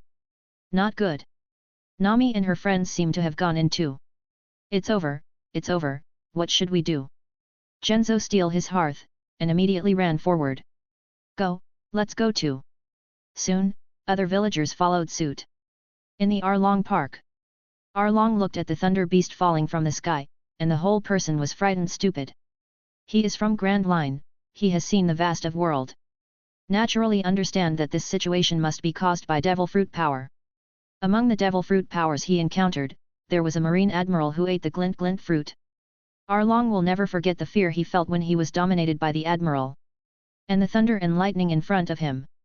There is no doubt that it is a devil fruit ability. Nami, she became a devil fruit user. Thinking of this, Arlong's heart suddenly shuddered. He don't even have the slightest thought of attacking. Because in the face of absolute power, resistance is futile. Boom! The thunder beast swallowed Arlong in one bite. The terrifying thunder light erupted at this moment. When Nami took back the thunder card, Arlong was lying on the ground, with burnt smoke rising from the beginning to the end. This! Usopp opened his mouth so wide that even a squash could fit in it. He originally thought that Nami was the weakest fighter in the regiment. But now it seems that the real weakest member can only be him, Usopp. It's amazing. Zoro shook his back molars. He originally never thought that Nami was going to use that kind of powerful ability, but he didn't expect that there was such an exaggerated ability. Convenient and powerful. Our navigator, so strong. At this time, Luffy thought of what he said before, don't make our navigator cry, and felt more and more right. Yes. If you dare to make our navigator cry, our navigator will not let you even have a chance to cry. Nami walked up to the Arlong, looked down at the dying Arlong, remember to apologize to Belmere. Saying that, Nami held up the small magic wand in his hands, and smashed it fiercely at the Arlong's head like a watermelon. Boom. Fishmen have hard heads? I'm sorry, but Nami has the power cards. One stick down, Arlong dies. Logan walked over, glanced at the miserable Arlong, and clicked his tongue. Didn't he say that fishmen body are very hard? How come Nami hits the effect of Garp's punch with one stick? Is it because the bones are crisped by electricity, so they become brittle? Forget it, there's no need to worry about it. He looked at the tall buildings in the Arlong Park. On the top floor is the studio where Nami draws the nautical charts for the Arlong Pirates. When Nami first joined the Arlong Pirates, she had no personal freedom. She was locked up in the roof on the top floor by Arlong, and she drew nautical charts every day. It seems to be the cause of Nami's nightmare. Now, this nightmare is in sight. Logan said in a deep voice, Nami, use your card to smash this past with your own power. Gritting her white teeth and sliding down, the scene of that memory made Nami miserable. Encouraged by Logan, she walked step by step to the tall building in Arlong Park. Then squatted down. I mean, can you hit this building with a thunderbolt or something, wouldn't it be over? Logan thought. Why are you squatting? But the next moment, Logan sprayed it out in one gulp. FK. He saw Nami squatting down and standing up again. Along with her getting up, there was also the tall building of the Arlong Park. Yes. Nami directly lifted up the tall building with both hands. With a roar of resentment, Nami forcefully threw the tall building into the distant sea. Mom! Usopp fell straight to the ground. Sanji flashed his waist. Zoro and Luffy immediately looked at each other. Case solved. No wonder Nami used to hold a 500 kilograms big mallet like a feather duster. It turns out that Nami is super strong. At the gate of the Arlong Park, the villagers had just arrived here when they saw Nami throwing the tall building of the Arlong Park into the sea. Everyone was frightened into dementia. Boom! The tall building fell on the sea, smashed into pieces, and then turned into rubble and sank into the sea. Logan reacted. It is estimated to be the power card. He walked behind Nami, patted her shoulder lightly, and whispered, it's over. Nami's eyes were red, she turned around, and hugged Logan gently, thank you. Ah! That nasty bastard actually hugged Nami-chan. I want to fight him. Sanji is envious and jealous to the point of deformation. Glancing at the deformed Sanji, Zoro added another word, idiot curly eyebrows, you can see clearly, Nami is interested in Logan, okay. Bastard green moss head, I fight with you. Sanji jumps on Zoro's back and wrestles together. Ah ha ha ha. Luffy laughed heartlessly. You guys are done, squeak. Just when everyone thought everything was settled, a feminine man's voice sounded behind the villagers. Afterwards, a group of marine soldiers pushed the crowd away and came to the Arlong Park. The leader, with the appearance of a sharp-mouthed cheek and the same beard as the mouse, is the base captain of the 1st 6th branch of the Marine East Blue Branch, Captain Nezumi. I never thought that the Arlong pirates would be wiped out by you little pirates. Ha ha ha ha, today is really my lucky day. Looking at the fishmen corpses all over the place, Captain Nezumi couldn't help laughing. Now that the Arlong pirates have been wiped out, then he will have the absolute right to speak in this discourse in the future. Not only that, if he takes such great credit for eliminating the evil Arlong pirates, as long as he takes it upon himself, it will be easy to get promoted and make a fortune. Thank you so much. The money that should have been handed over to Arlong, and the treasures of the Arlong Park, all belong to me. Now, I order you all to be captured without a fight. I, Captain Nezumi, will take all the credit for destroying the Arlong pirates. As he said that, Captain Nezumi crossed his hands, and his standing posture seemed to have taken control of the overall situation. But as soon as he finished speaking, a figure appeared next to him, grabbed the back of his neck, pressed him to the ground and shouted, "When others are happy, don't spoil the fun." Boom! Captain Nezumi's face hit the hard floor directly, his nose was bruised and his face was swollen. "What are you doing? Let go of the captain! Are you looking for death?"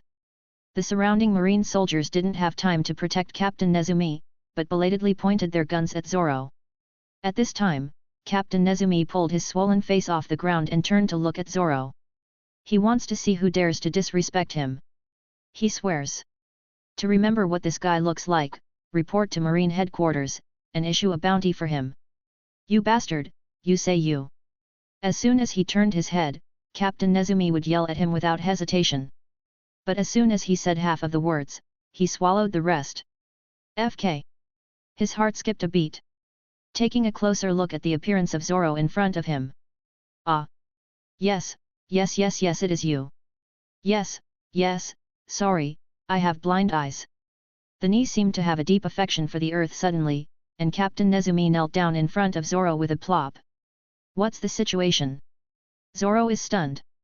The rest of the Straw Hat pirates were even more confused. Weren't this man still very arrogant just now? "Hey! Moss Head, do you know him?" Sanji asked. Zoro rolled his eyes, "I don't know him." No. "How could you know such a small person like me?" Captain Nezumi hurriedly agreed. "Then you know me." Zoro frowned. Although he was a part-time bounty hunter at East Blue. But it's not enough for a marine captain to treat him like this, right? Hearing Zoro's question, Captain Nezumi hurriedly lowered his posture to the lowest level, flattering, "Roronoa Zoro, a pirate with a bounty of 100 million. Puff. Everyone sprayed a mouthful of salt soda. "FK? How much?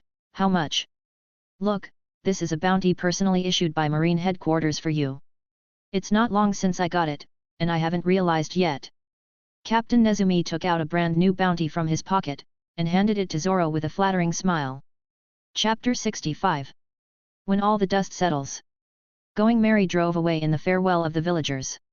The treasure of Arlong Park was returned to the villagers, but the black money found from Captain Nezumi was all confiscated by the Straw Hat pirates. The money Nami had saved over the years was also brought on board by Nami. Today's Nami can be described as a rich woman. In addition, there is an extra orange orchard on the deck of Going Merry.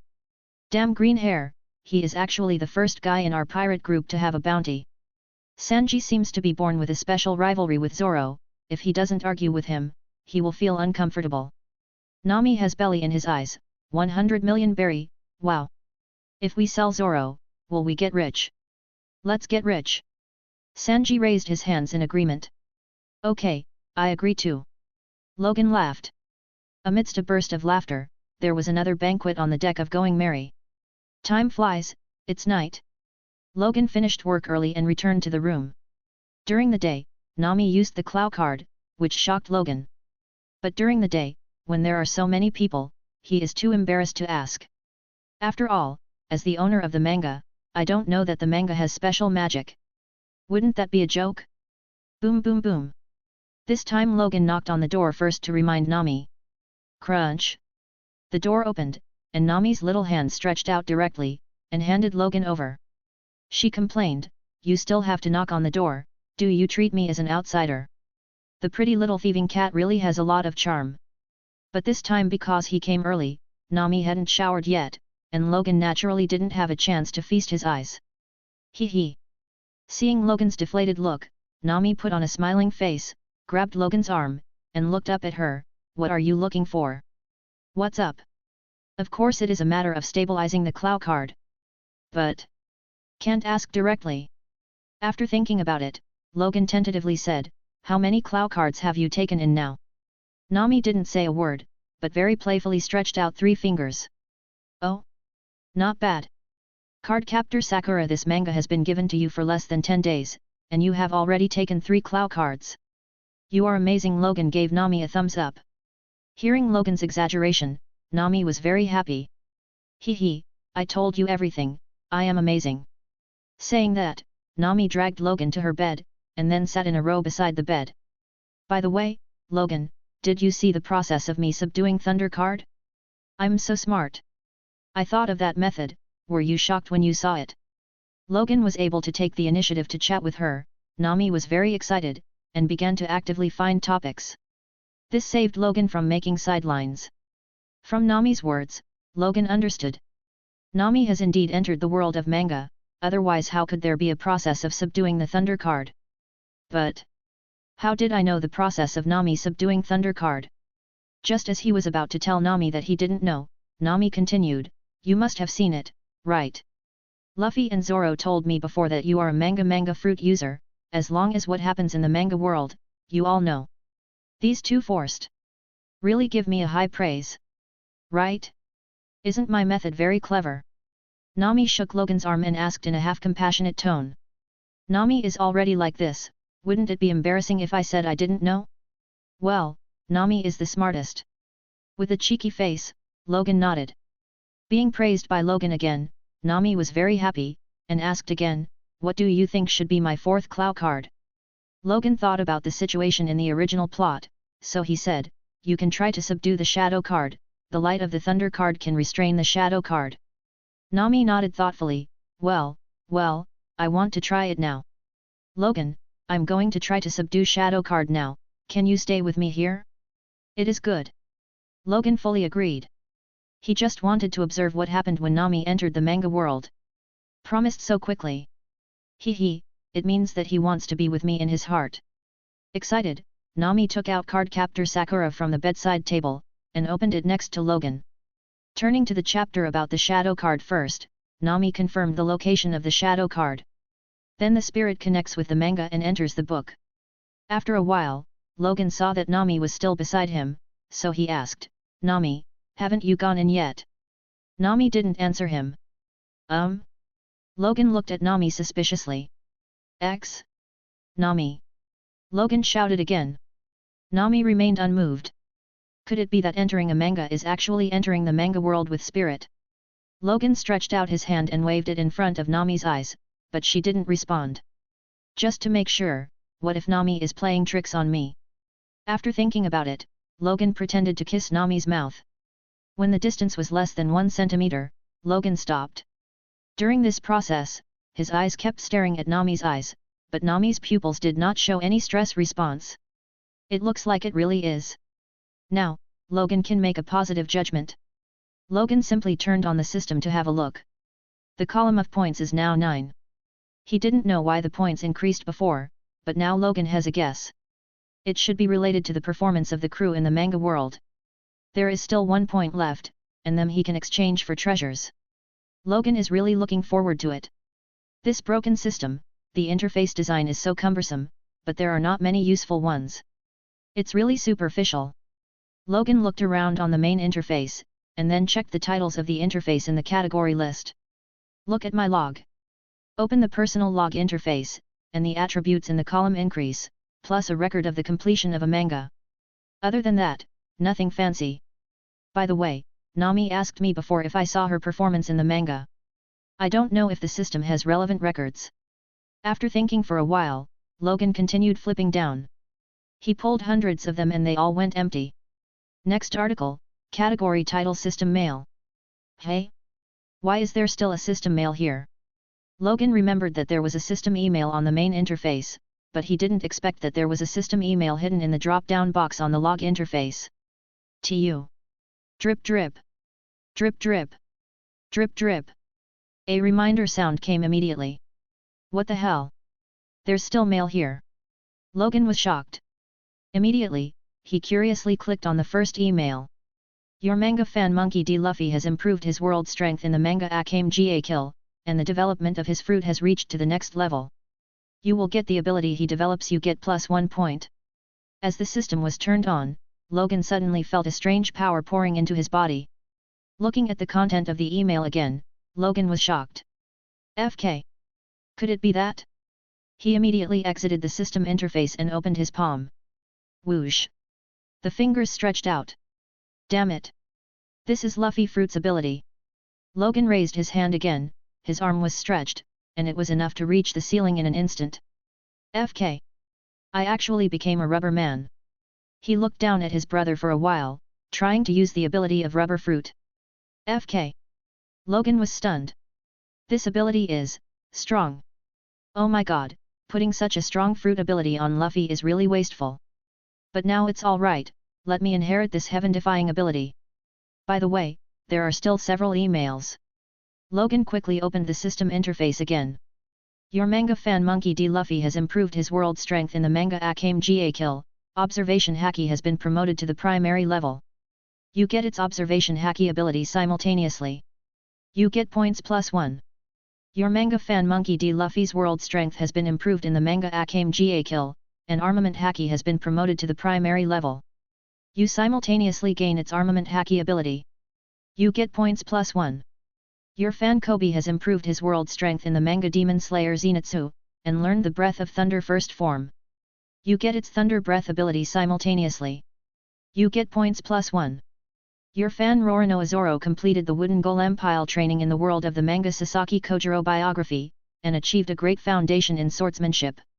You simultaneously gain its basic sword skills. You get points +1. Your manga fan Roronoa Zoro learned the secret technique of Sasaki Kojiro in the world of the manga Sasaki Kojiro biography. You simultaneously acquire the secret ability of Sub-Aim Gaishi, Swallow Reversal. You get points +1. Your manga fan Nami has subdued the Thunder card in the world of manga card Captor Sakura. You get the Thunder card ability simultaneously. You get points +1. A total of 9 system emails, 3 for Luffy, 1 for Kobe, 2 for Zoro, and 3 for Nami. Add 1 point for each email, exactly 9 points. Damn. So this is where I get the points? So it's because of this. This damn system. If I didn't have speak with Nami today, I guess I wouldn't scroll down here until I found the mail. Looks like Nami is really my lucky star. But, what's the situation with Sanji and Usopp? Why didn't these two guys contribute 1 point?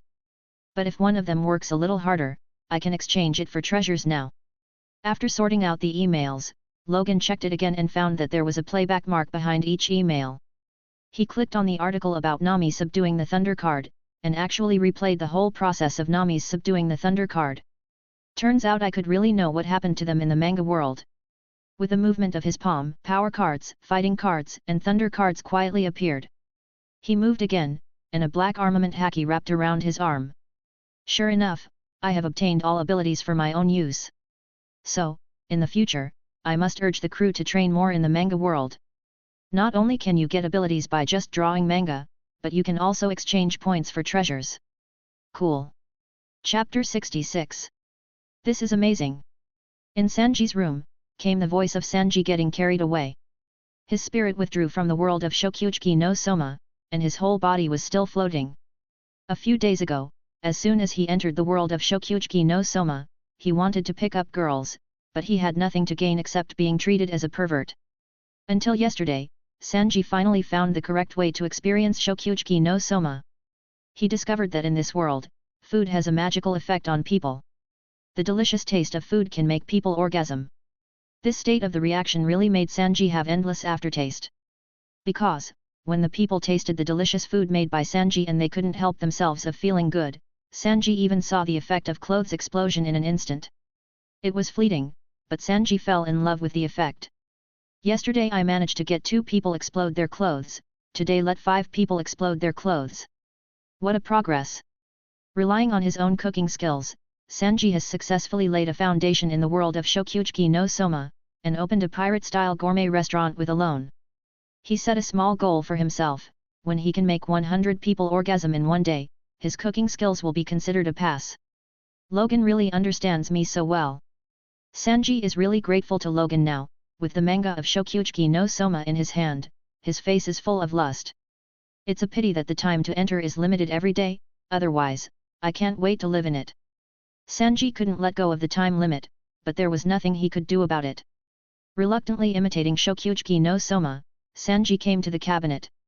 I'm looking forward to tomorrow. Open the cabinet door and put the manga inside. Just as he was about to close the cabinet door, Sanji suddenly noticed another manga in the cabinet, Might Guy biography. Since this manga came into Sanji's hands, it has been sitting there for days. Oh, there is also an adult manga. Why did I forget? After putting down Shokyuchi no Soma, Sanji picked up Might Guy biography. Although the protagonist is a man, maybe there are more supporting roles. Sanji took the manga to the chair and sat down. Logan understands me so well, there must be surprises. As soon as he thought that he might have missed so many days of experience, Sanji suddenly felt a kind of regret like losing tens of millions of berry. Open the manga. The man with the thick eyebrows and the green leather tights came into view. This outfit is interesting. Sanji continued to turn a few pages, but did not see a woman. Don't worry, there should be a woman in the next chapter. With the experience of the Shokyuchi no Soma, Sanji is not in a hurry now. He thought to himself, the woman who should come will always come. If he hadn't persevered in the world of Shokyuchi no Soma in the past few days, how could he possibly appreciate the sweet harvest now? 1 page. 2 page. 3 page. Sanji patiently read one sentence after another. Wouldn't there be no women? After reading dozens of episodes in one breath, Sanji became suspicious. No, this must be Logan deliberately testing me. If I give up, I will definitely not be able to see women. I will continue to read. Having tested his confidence, Sanji continued to flip back. But speaking of it, the various techniques in this world are quite interesting. Although he didn't see a woman, but because he watched enough and got deep enough, Sanji was gradually attracted by the plot and Might Guy biography. In this world where great fireball and water bullets are frequently used, this Might Guy can actually become Konoha's Jonin with pure taijutsu. It's really inspiring. The routine of counterattack by waste materials is always very exciting. Even Sanji, who only has food and women in his mind, cannot avoid being infected. Unknowingly, time passed slowly. Sanji was stunned to see Might Guy defeating Kisame with pure taijutsu. Able to achieve such a level with physical skills, no wonder he is the protagonist of this book. However, if he is called the Mighty, he still did not show it yet. Sanji is no stranger to the title of Mighty. At least, there is an Mighty in the pirate world he lives in. 4 mighty pirates called the Yonko. No matter which one it is a frightening existence in the entire sea. And this Might Guy in the mangas obviously can't bear the title of Mighty. Continuing to look back, Sanji simply forgot the time. No way, the plot is so attractive. Soon, the plot entered the 4th Ninja World War. Might Guy's peak moment is here. Now is the time to open the 8 inner gates. The moment when you fight to the death to protect your most important thing. Konoha's blue beast has disappeared from now on, and it's time to transform into a red beast. When such lines appeared, Sanji only felt his blood boil. What food? What woman? It doesn't matter anymore. Man. This man in front of him. Sanji knelt down excitedly and read the manga. __. When that kick came out, Sanji went all over the top. Man. This is man. Before he knew it, he finished reading this manga. Huffed. Sanji suddenly realized that even though he was just reading manga, it seemed like he was in a real battle. That feeling of oppression, that feeling of trying to do my best, thoroughly coursed to his heart. The moment when I fight to the death to protect my most important thing. In the future, will I have such a moment? If there is such a time, can I protect it? Suddenly thinking of this question, Sanji got scared. Might Guy can play the most burning moment to protect what is most important to him, but what about him, Sanji? Not to mention the 4 emperors, even if it is a stronger pirate, he might not be able to beat it, right? Fear. Inexplicable fear. This fear is not Sanji's fear of death. It's a fear that when the responsibility comes, he will disappoint everyone. This fear is far more terrible than the fear of death. Might Guy biography. Sanji reopened the first chapter. Buzz. The sun shines on Sanji's face. The breath of the shady woods blew over with the wind, making the training ground a rare coolness. Youth is not for being lazy, Guy, come on. Might Guy's voice came. Looking at the situation, on the training ground, a man with thick eyebrows is urging the boy with thick eyebrows to run. On the back of the young Might Guy is a long banner, which reads, 500 laps around the playground of youth. It looks like the kid Might Guy isn't very happy, though. Youth, youth. I hate youth. When will youth end? Although he has been running, Might Guy seems to be a child who is forced to study, and he does not want to live such a tedious life at all. He is very envious of those guys who can spit fireballs or spit water cannon. Guy. Youth never shrinks, so it never ends. Seeing his son sweating, Might Guy felt relieved. Damn it!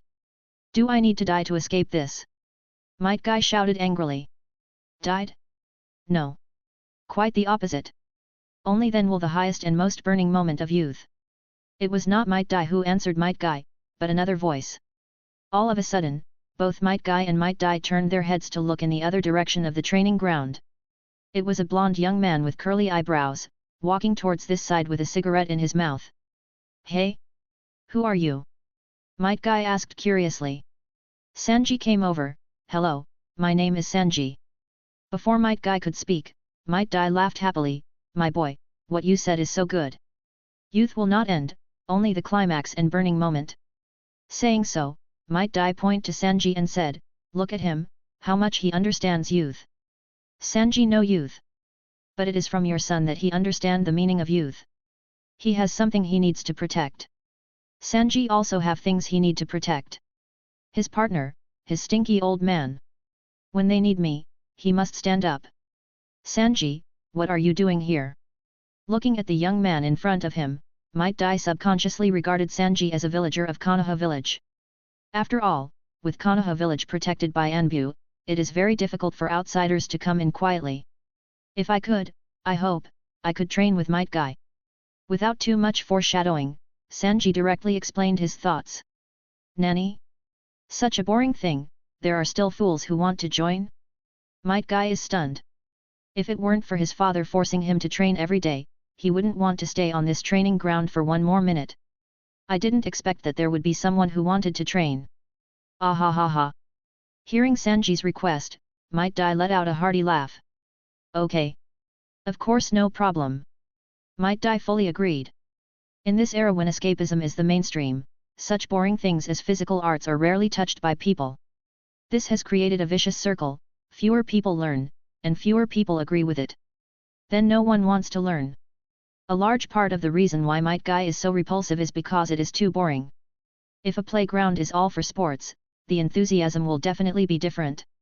Now someone offered to come to learn, how could Might Guy refuse? Hey, hey! Are you a fool? Looking at Sanji who came over, Might Guy Luffy gave an unbelievable expression. Sanji snuffed out the cigarette at the corner of his mouth, threw it on the ground, and smiled slightly. If training youth is a fool, then I hope I am the biggest fool. Come on, let's see who is more of a fool. Saying that, Sanji grabbed the long banner that Might Guy was carrying, and clasped it on his body. Youth training begins. Chapter 67. Nami's room. Logan got acquainted with Luffy Fruit's ability and was ready to get up. But he found that Nami was still leaning on him. This little thief cat really tests him in various ways. Looking at the motionless Nami, Logan thought, since she can't perceive the real world in the manga world, shouldn't I go and deal with some things first and come back later? After all, Nami entered the world of Cardcaptor Sakura to subdue Shadow Card. This is not something that can be done in a few minutes or tens of minutes. Logan just watched Nami's process of subduing Thunder Cards just now, and the replay progress bar lasted for several hours. And the difficulty of subduing the Shadow Card is not lower than that of subduing the Thunder Card, so it will take several hours, right? After thinking for a while, Logan hugged Nami's back with his left hand, and lifted his right hand from the bent legs of Nami's legs, ready to put him on the bed. Logan, you hug me secretly. The slightly shy voice buzzed in Logan's ear like a sheep. D. This unexpected voice scared Logan.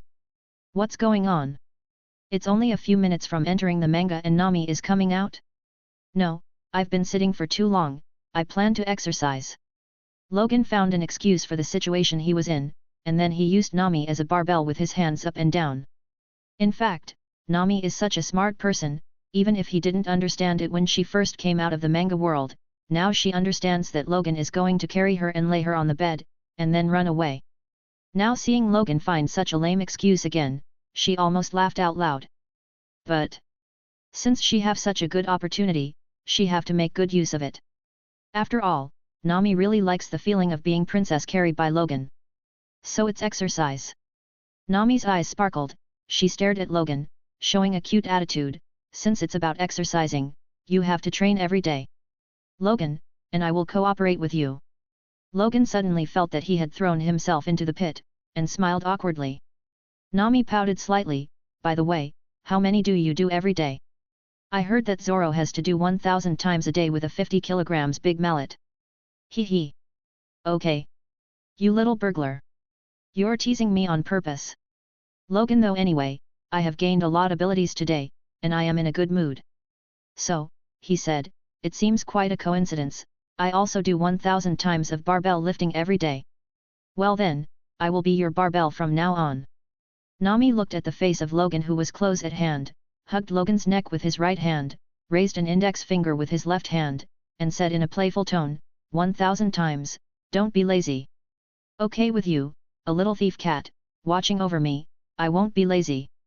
After making a contempt face at Nami, Logan began to lift her up and down. While doing bar lifting, he asked curiously, by the way, how long have you been in the mangas just now? As for whether he had subdued the shadow card, Logan didn't ask. Because he checked the system mail of the log classification, and there was no mail about Nami's taking over the shadow card. How long? Nami frowned slightly, thought for a while, and said, it should be 5 or 6 hours. 5 or 6 hours. Hearing this, Logan realized something. From this point of view, the time flow in the manga world is not the same as the current time, but many times slower. No wonder Nami came out of the manga world so quickly. By the way, Luffy's ability to open the third gear so quickly and cultivate the 2 type of haki must not be a matter of just 10 or 20 days. I guess he has been in the manga world for a long time. Zoro and the others should be in the same situation. Logan thought to himself. But instead of going to sleep, he went to the cargo hold at the bottom of the ship. Not long after, Logan came to the deck with a guy wearing a marine officer's uniform. Squeak, what are you doing bringing me up on deck so late? Captain Nezumi was so hungry and cold that his face became thinner. Logan remembered that in the original plot, Luffy and his party just taught Captain Nezumi a lesson, and then let him go. But Logan would not do such a merciful thing. As the head of the marine base around the Konami Islands, Captain Nezumi should have been a protector for the sake of the people. Even if he can't deal with the Arlong gang, he can still report to Marine headquarters. But he not only turned a blind eye to the tragic fate of the common people, but also colluded with Arlongs to treat countless villagers as slaves. Can such a person be forgiven? To be reasonable, pirates do evil, that is their job.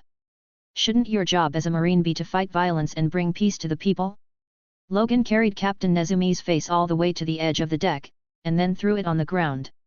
He said coldly, you are not a fool, you should be very clear about what I brought you here for. You want to kill me? Of course, Captain Nezumi is not a fool, just looking at the surrounding scenes, he also understands that this is not a good thing. On the night with a dark moon and a high wind, there are only a few stars falling on the sea, creating a chilling atmosphere. Well, it's good that you know. Jump down by yourself and don't let my hands and feet get dirty. Yes, Logan would have dirty hands if he wanted to kill such a person with his own hands. What? After confirming Logan's thoughts, Captain Nezumi sat down on the ground, his face paled in shock. I am captain in the marine. If you kill me, do you know the consequences? Are you threatening me? Ha ha ha. I'm a pirate. Afraid of killing you, captain of the marine. Logan looked at Captain Nezumi in disgust, then pouted into the sea, go. Captain Nezumi wanted to use his identity as Captain Marine to put pressure on Logan, but seeing that Logan was not afraid at all, he immediately gave up. No. Master Pirate, even if you give me 10 guts, I won't dare to threaten you. He quickly came over and said with a flattering face, listen to me, I still have a private treasure, as long as you let me go, the money will be yours. Captain Nezumi doesn't believe that there are no pirates who don't love money. Logan kicked Captain Nezumi. Captain Nezumi let out a scream, and was picked up by Logan like a chicken. Ah! No. Don't throw me. I don't want to die. Please, have pity on me, I'm only in my 30s, and I still have a great life to live, I don't want to die. I will agree to any conditions, you say, as long as you propose, I will agree. From now on, I will give you money every month, 5, oh no, 10 beautiful girls every month, as long as you let me go. Seeing that Logan was about to go to the sea himself, Captain Nezumi panicked completely. All words of begging for mercy are poured out. But when he said that, Logan was furious. Snapped. He slapped Captain Nezumi sharply across the face. You're only in your 30s? Still haven't lived a good life. you. Because of your collusion with Arlong, how many people in Konami Islands were killed by fishmen before they were 30 years old? How many people's good life ended tragically? Snapped. You don't want to die. I asks you, do those people who were killed by you and Arlong want to die? Snapped. Another slap. The more he talked, the more angry Logan suddenly thought of Nami. He pressed Captain Nezumi's head and roared angrily, you know what? There is a person who took out the last 100,000 berry and paid the poll tax of her 2 daughters. But she had no money to pay her poll tax, so the fishman killed her cruelly. Should she die? Captain Nezumi's face was covered with blood, and he shook his head in horror, no, no, no. She shouldn't die. Although her 2 daughters are adopted daughters, they also lived a happy childhood. But because of the fishman's action, one of the little girls was only 8 years old and was forced to embark on the fate of wandering in the sea and being a thief everywhere. You tell me. If she had a choice, would she be willing to live such a life? No, no, no. I don't want to. Captain Nezumi stammered, crying out in fear, I know I was wrong. Please give me a chance, I will correct, I will be a good person. Give you a chance? Hee. Logan sneered at Nezumi. He looked at the night in the distance, and said lightly, I forgot to tell you, that little girl is my crew now. What? Hearing this, Captain Nezumi collapsed instantly. He wailed hysterically, don't kill me, don't kill me. The next moment, he felt a strong lifting force coming from his neck. Then he leaped half a meter. Logan took a step back and whipped his leg. Whoosh! Captain Nezumi flew out like a cannonball. The claw card is really convenient. Logan murmured, and with a movement of his palm, the thunder card appeared in his palm again. He reached out and pointed at Captain Nezumi, who was flying into the distance. The sky was thundering, and countless lightning bolts suddenly appeared. Converged into a super current whirlpool. As if a great terror from another world, a very thick torrent of lightning rushed out of the void. Boom! Captain Nezumi was instantly engulfed. Watching the torrent of thunder and lightning rushing into the sea, Logan were relieved. He shrugged, thinking it was really funny too. Apparently it was only because Captain Nezumi deserved to die in the first place that he decided to kill him. But he don't know why, and while talking, he got emotionally. In the end, it seemed like he was here to vent his anger. With this in mind, Logan went back. But what he didn't realize was that under a hatch on the side, Nami was leaning against the wall next to the window, covering her red lips with her hand, crying uncontrollably. Before Logan lifted her and went back. Nami wanted to say goodnight to Logan before going to bed, but found that Logan was not in the room, so she came out curiously to look for it. She didn't expect to see the scene on the deck. When she heard the soul torture that Logan asked Captain Nezumi, especially when she was mentioned alone, Nami instantly broke her guard. You did all this, to vent your anger for me. Caring behind my back, you don't want me to feel sad. Nami cried like pear blossoms and rain, but her heart was extremely warm. Chapter 68. A few days later, Going Merry approached the Log town. In the studio. At the end of the day's manga work, Logan opened the system interface as usual and swiped it. What? 10 points. Whose contribution? Logan opened the log interface and find the system mail under the log. Your manga fan Nami has conquered sword cards in the world of manga card captor Sakura. You get the sword card ability simultaneously. You get points +1. It has to be my girl Nami. This further solidified Sanji and Usopp's positions, who had contributed 0 points so far, as the 6th and 7th in Logan's heart. But, how come it's not a shadow card? Logan was a little puzzled. But after thinking about it for a while, he can probably guess it. If you want to subdue the shadow card, it is still difficult to rely on the thunder card alone. Nami is smart. If she has been unable to subdue shadow card, she will definitely not be wasted here. As for the sword cards, they are relatively easy to subdue. Logan returned to the main interface of the system. He noticed that the icon on the exchange interface is now on, and it was always dark before. The reason should be because of the 1 to 0 point Logan finally gather. Click on the exchange interface, and Logan see a row of treasure box icons. But only the first treasure box icon is bright, and all the rest are dim. In the lower right corner of the first treasure box, there is a line of small characters.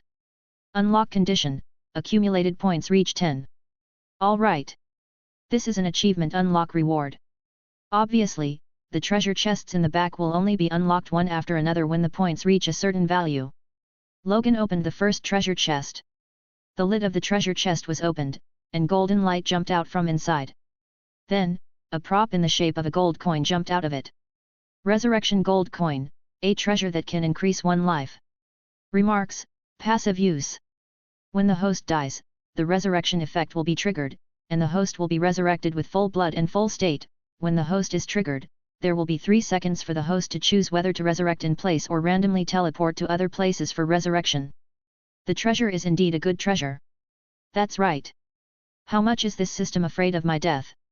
It's okay to increase the 2 attributes of speed and defense crazy, and now give me a resurrection gold coin. Does this mean that I am weak? Anyway, I am now have a collection of all the combat power of the entire Straw Hat Pirates. Can you look at me say I'm weak? Thinking of this, Logan couldn't help curling his lips. However, it is very happy to give such a good treasure after unlocking the points achievement for the first time. After all, according to the usual practice, the rewards of this kind of achievement unlocking system are all progressive, and the later the rewards, the better. If you give it well the first time, then it will definitely be better if you give it later. Logan glanced at the row of dark treasure chests behind, and murmured with emotion, it seems that have to urge our partners to work hard. At noon the next day, Going Merry arrived in the town of Logue Town. In the meeting room, the crew of the Straw Hat Pirates are all gathered here. Because supplies are needed for each stop, you have to collect money from Logan before disembarking. If it is in another pirate group, there will definitely be a fierce battle over who will manage the money. But in the Straw Hat Pirates, everyone's mind is on the mangas, on improving their strength, and they don't bother to deal with money. When Luffy and Logan founded the Straw Hat Pirates, it was Logan who kept the money. So everyone agreed to this matter. As for Nami in the original plot is of course the Straw Hat's secretary holding the money and power of the Straw Hat Pirates. But now, if anyone dares to compete with Logan for money rights, Nami is probably the first one to object. I have to buy 50 tons of meat, give me enough money. Luffy has no specific concept of money, and he doesn't bother to count it, he knows Logan will count it for him. Let's go first, yay! After getting the money, Luffy showed a big smile, and ran away immediately. Hey! Wait for me. Usopp's strength is mediocre, he doesn't want to go shopping alone, he has to follow a strong person to feel at ease. But before he had time to say a word, Luffy had already disappeared into town.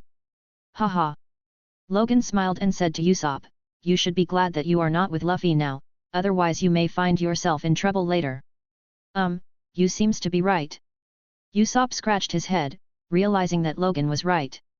Then he said, I need to buy some materials for making projectiles, because of that I need hundreds of thousands of belly. This is 200,000 belly, and you can buy some daily necessities for the excess. Although daily necessities are purchased by Nami, everyone must have their own special living habits. There is no way to guarantee everyone's individuality when buying something collectively. I need to buy 2 swords. Zoro's needs were simple. In the previous fight with Luffy in Shell's town, both of his swords shattered. As a result, this 3-sword style swordman have always been using only one, and he almost forgot how to use the 3-sword style because of it. Well, since you're buying a sword, you have to bring enough money, otherwise, if people see you using cheap sword, people might think that our Straw Hat Pirates can't afford a good sword. Logan waved his hand directly, and 2 million berry were thrown on the table. Leaving Kokoyasi village, the Straw Hat Pirates seized a lot of stolen money from the Mouse Captain, and now their crew fortune is over 100 million. And this does not include Nami's tens of millions of small coffers. Although Zoro can get 2 good sword even without money, but isn't it embarrassing for a man to have no money in his pocket? Logan doesn't want his partner to mock. It's just right, Zoro, you and Usopp are together, otherwise we will have to send all our crew to find you later. Good. With Zoro, Usopp is certainly happy. Now it's safe. Logan took out another 1 million berry to push in Sanji's direction, this is the money to buy ingredients. What? Sanji then asked, didn't you give Luffy money to buy 50 tons of meat just now? Sorry, that's just Luffy's ration, it might not even be enough. Don't worry, the matter of the ingredients is on me. I will definitely pick the best ingredients from the entire Logue town. Sanji took the money, stood up, took a step back, and bowed like a gentleman in the direction of Nami and Kaya. Would you be honored to invite two beautiful ladies to come with me? Logan shrugged helplessly. Sanji's character, he can't help it. Nami also smiled blushingly, and then directly took Logan's arm. I'm going shopping with Logan. Sanji was hit hard immediately. But the next moment he was revived with full blood and looked at Kaya. But before he could speak, Kaya grabbed Nami's arm and whispered softly, I'm with Sister Nami. And this devastated Sanji. Everyone disembarked and went shopping separately. Logan doesn't need to buy anything, he just got off the ship to see and experience the town. You know, people who have been floating on the sea all day suddenly come across land, wants to get down for a walk. Kaya's body is still weak, but it's rare to land, and she also wants to come down together. Walking on the streets of Logue Town, there are all kinds of shops on both sides, and the flow of people is very large. What Logan had seen in manga before, that was just the tip of the iceberg in Logue Town. Only when you really walk on the streets here do you know how prosperous the town of Logue Town is. Moreover, Logan can conclude that this must be a very livable city. Just from the smiles on the faces of the passers-by on the road, you can get a glimpse of it. But after thinking about it for a while, Logan figured it out. After all, the town of Logue Town is the only way for East Blue Pirate to go to the Grand Line, and Marine Headquarters also attaches great importance to it. Smoker, who has Logia Devil Fruit power, is specially sent here to serve as the base captain. For Smoker, Logan's evaluation of him is pretty good. Although this guy wants to catch Luffy with all his heart, he is one of the few people in Marine who dare to say no to the unfairness of his superiors. This guy hates pirates, but he also has his own view of justice. People in Logue Town can live in such a stable environment, thanks to Smoker. It smells so good. Kaya looked at the stall on the street, which was a kind of sugar-cooked food with a very cute shape. With a glance at Nami, Kaya is also a little rich woman, and she came on board with a small treasury. After all, she came out to seek medical treatment, so it is reasonable to prepare a 30 million berry. In the past, in Syrup Village, even if you had money, you couldn't buy all kinds of delicious snacks. Seeing these novel delicacies at this time, Kaya naturally couldn't walk away. Boss, 3. Nami took out his small wallet, took the money and handed it to the boss. It is said that the happiness of life will change people, this is true. Now that Nami has no pressure to save money, and still has a huge sum of money, how can she still has the temperament of a cheapskate like before? A proper little rich woman. The owner of the shop was a kind old man who wrapped a copy in a clean glutinous rice paper and handed it over. Nami gave Kaya one, and then put the other directly to Logan's mouth. Open your mouth. Logan was a little embarrassed. Young man, your girlfriend really loves you. The kind shop owner said with a smile. The eyes of the passerby are full of envy. It's nice to be young. Open your mouth. Seeing that Logan was still in a daze, Nami went straight to the big move, and started handing over in a coquettish voice. At this scene, Kaya, who was watching, smiled shyly. Logan took a bite. Well. Immediately nodded in amazement. In One Piece world, due to geographical features, there is more or less species isolation between islands. The ingredients in each place have a certain degree of independence, so each place has a unique food culture. Just like this little dessert, Logan actually tasted a combination of loose, fragrant, soft, waxy, and firm, and it was fed into the mouth by the girlfriend. This feeling is good. Hey! Old man, it's time to pay this month's protection fee. At this moment, an arrogant and fierce voice came. Everyone turned their heads and saw a group of unscrupulous youths who looked like gangsters came over. The guy walking in the front has grass-green hair that is particularly conspicuous.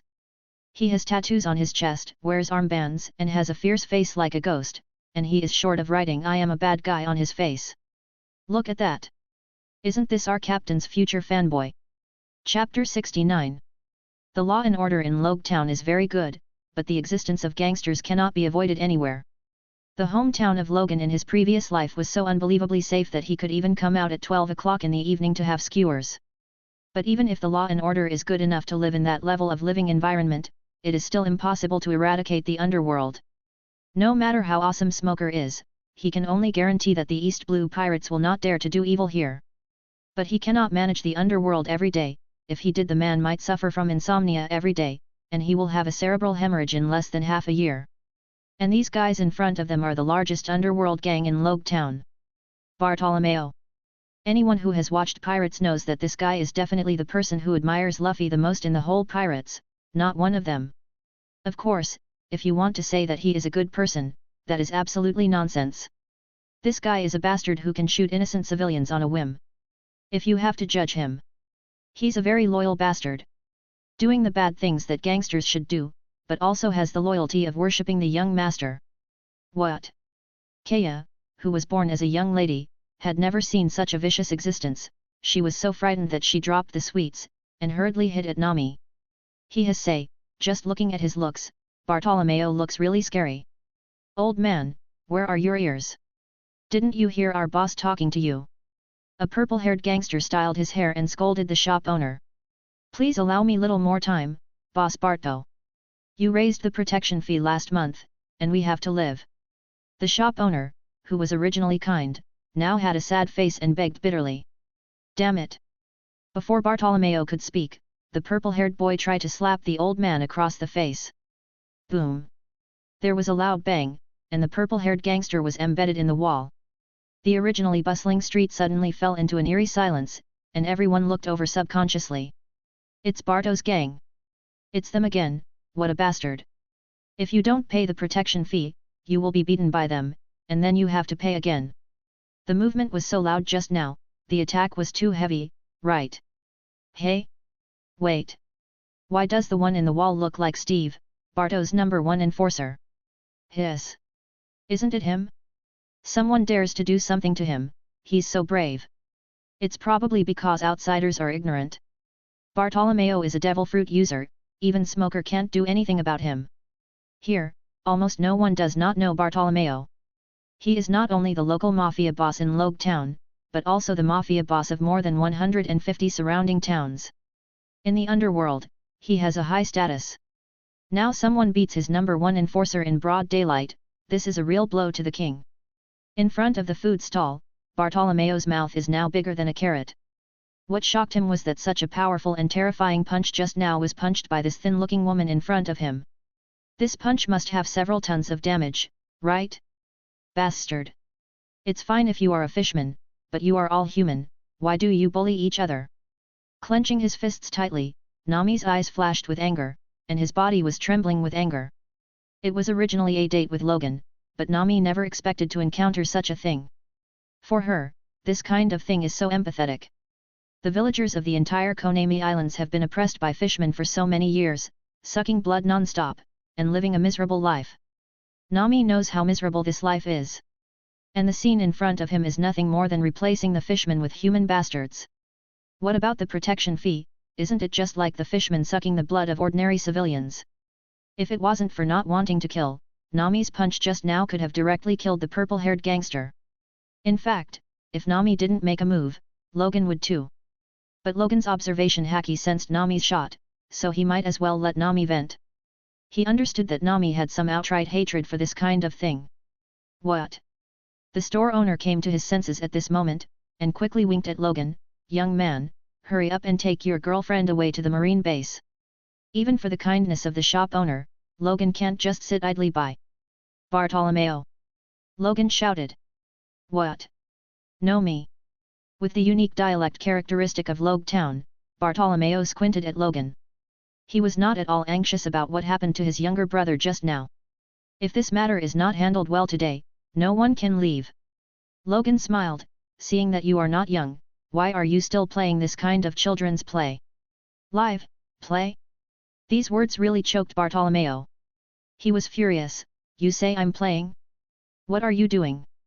Since you asked, let me introduce you. I am the mangaka of the Straw Hat Pirates. As he spoke, Logan pointed to Nami again. This is Nami, the navigator of the Straw Hat Pirates. Pirates? Are you pirates? Hearing this, Bartolomeo is interested. Logan nodded. Well, it's a child's play to be a gangster bullying ordinary people. A mature man should be a pirate and fight against the strong in the sea. That's what a man should be like. Fight with the strong on the sea. It has to be said that these words really aroused Bartolomeo's heart. He is the leader of the underworld in 150 surrounding towns. With his ability of his barrier fruits, he has experienced the loneliness of being invincible for a long time. When a guy like him who has prestige for a long time is officially young and energetic, he naturally likes challenges. But Logan's next sentence made Bartolomeo very upset. Barto only heard Logan say, "If you stay in one place for a long time, you will become a frog at the bottom of the well. Just like you are now, thinking that you are very powerful." The corner of Bartolomeo's mouth twitched. "Call me a frog in a well? Didn't you go out to sea? What are you pulling? I have too many abilities. But you, I can see that you have nothing at all." For people like Bartolomeo, the aggressive method is still very useful. Sure enough, when Logan said that he has no skills, Bartolomeo went crazy. "Boy! I think you are strong, but you talk a lot. You say I have no skills? It's not that I'm bragging to you. I let you punch me, and I will stand here today and let you beat me. You can't even defeat me." Bartolomeo was furious. "Oh? So confident? Why don't we make a bet?" Seeing that Bartolomeo was hooked, Logan said with a smile. "Okay. Do you dare to bet on your life?" Bartolomeo is confident. In terms of fighting, he was invincible all around. And if you bet just now, he will be even more invincible. Barrier fruit ability, create a barrier and protect yourself. Even if you the king of pirate, come, you can only be amazed with my defense. Gambling your life, it really is a child's game. Why? Don't you dare. That's not true. Since you want to bet on your life, if I lose, you can take my life. But if I win, I don't want your life. Logan said. Hey ha ha ha. Don't worry, you can't win. Don't rush to a conclusion. I said, if I win, you will take the gangsters from more than 150 surrounding towns to go out to sea to be pirates, to deal with gangsters from all over the world, and then collect them to fight for peace the sea. Would you bet? Logan said. The corners of Bartolomeo's eyes twitched. What kind of bet is this shit? Don't want my life, but want me to be a pirate? Why, is being a pirate a punishment? This doesn't count. But since the other party said so, Bartolomeo has no reason not to answer. He sneered, hey ha ha ha. I'll bet you this. As he spoke, Bartolomeo's index finger and middle finger overlapped each other, and he poked forward, protective barrier. Come on. Give me a try. This thing seems to be used for protection, but it can also be used for attack. He planned for the barrier to attack when Logan punched the barrier, giving Logan a blow. That's it. Logan smiled, stretched out his right hand, and the Luffy fruit ability was activated. The arm went into a parabola motion directly. The hesitation is instantaneous, and before Bartolomeo could react, Logan gave him a punch in the back of his head. Oh my god! How did that man's arm stretch? Very scary. He must be a devil fruit user too. Obviously. How can ordinary people extend their hands? The people of Logetown have seen the world after all, and although they are shocked, they are not frightened. But Nami and Kaya were quite surprised. Isn't this Luffy's ability? Nami said in surprise. Logan smiled, did you forget? I'm a mangaka. Ah. Yes. Even we can get abilities from Logan's manga, let alone Logan himself? As a manga artist, is it difficult to draw a manga about rubber fruit's abilities? So? Who lost? Logan had already retracted his arm and lost with a smile. Bartolomeo touched the swelling on his forehead, and said unwillingly, ah, you bastard. You didn't say in advance that you are a devil fruit use, and you don't talk about winning. Is that so? It seems that you are still unconvinced. Well, the one just now doesn't count. I'll give you another chance. Shrugging his shoulders, Logan said he didn't care. Good. That's what you said. Hearing this, Bartolomeo regained his spirit. His index and middle fingers overlapped again. Barrier ball. A shimmering transparent barrier formed a ball around Bartolomeo. Complete his 360-degree protection without dead ends. Hey ha ha ha. Let's see what you do this time. Regarding his favorite work, Bartolomeo smiled presumptuously. There is no excuse for losing again this time. Logan didn't continue to do it, but joked. If I make excuses again, I'm a loser. Bartolomeo also wanted to save face, and immediately said angrily, come on. My barrier ball is invincible.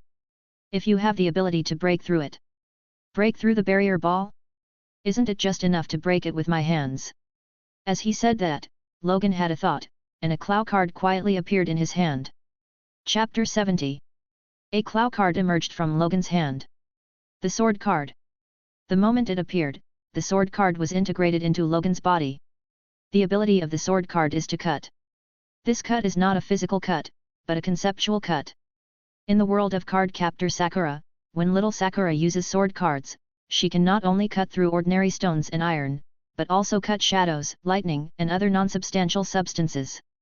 The shield, known as the strongest defense in the world, was cut open in front of the sword with just a single stroke of the sword. Not by sharpness, but by the concept of cutting. It depends on the user's heart. The stronger the power of the heart, the greater the power it exerts.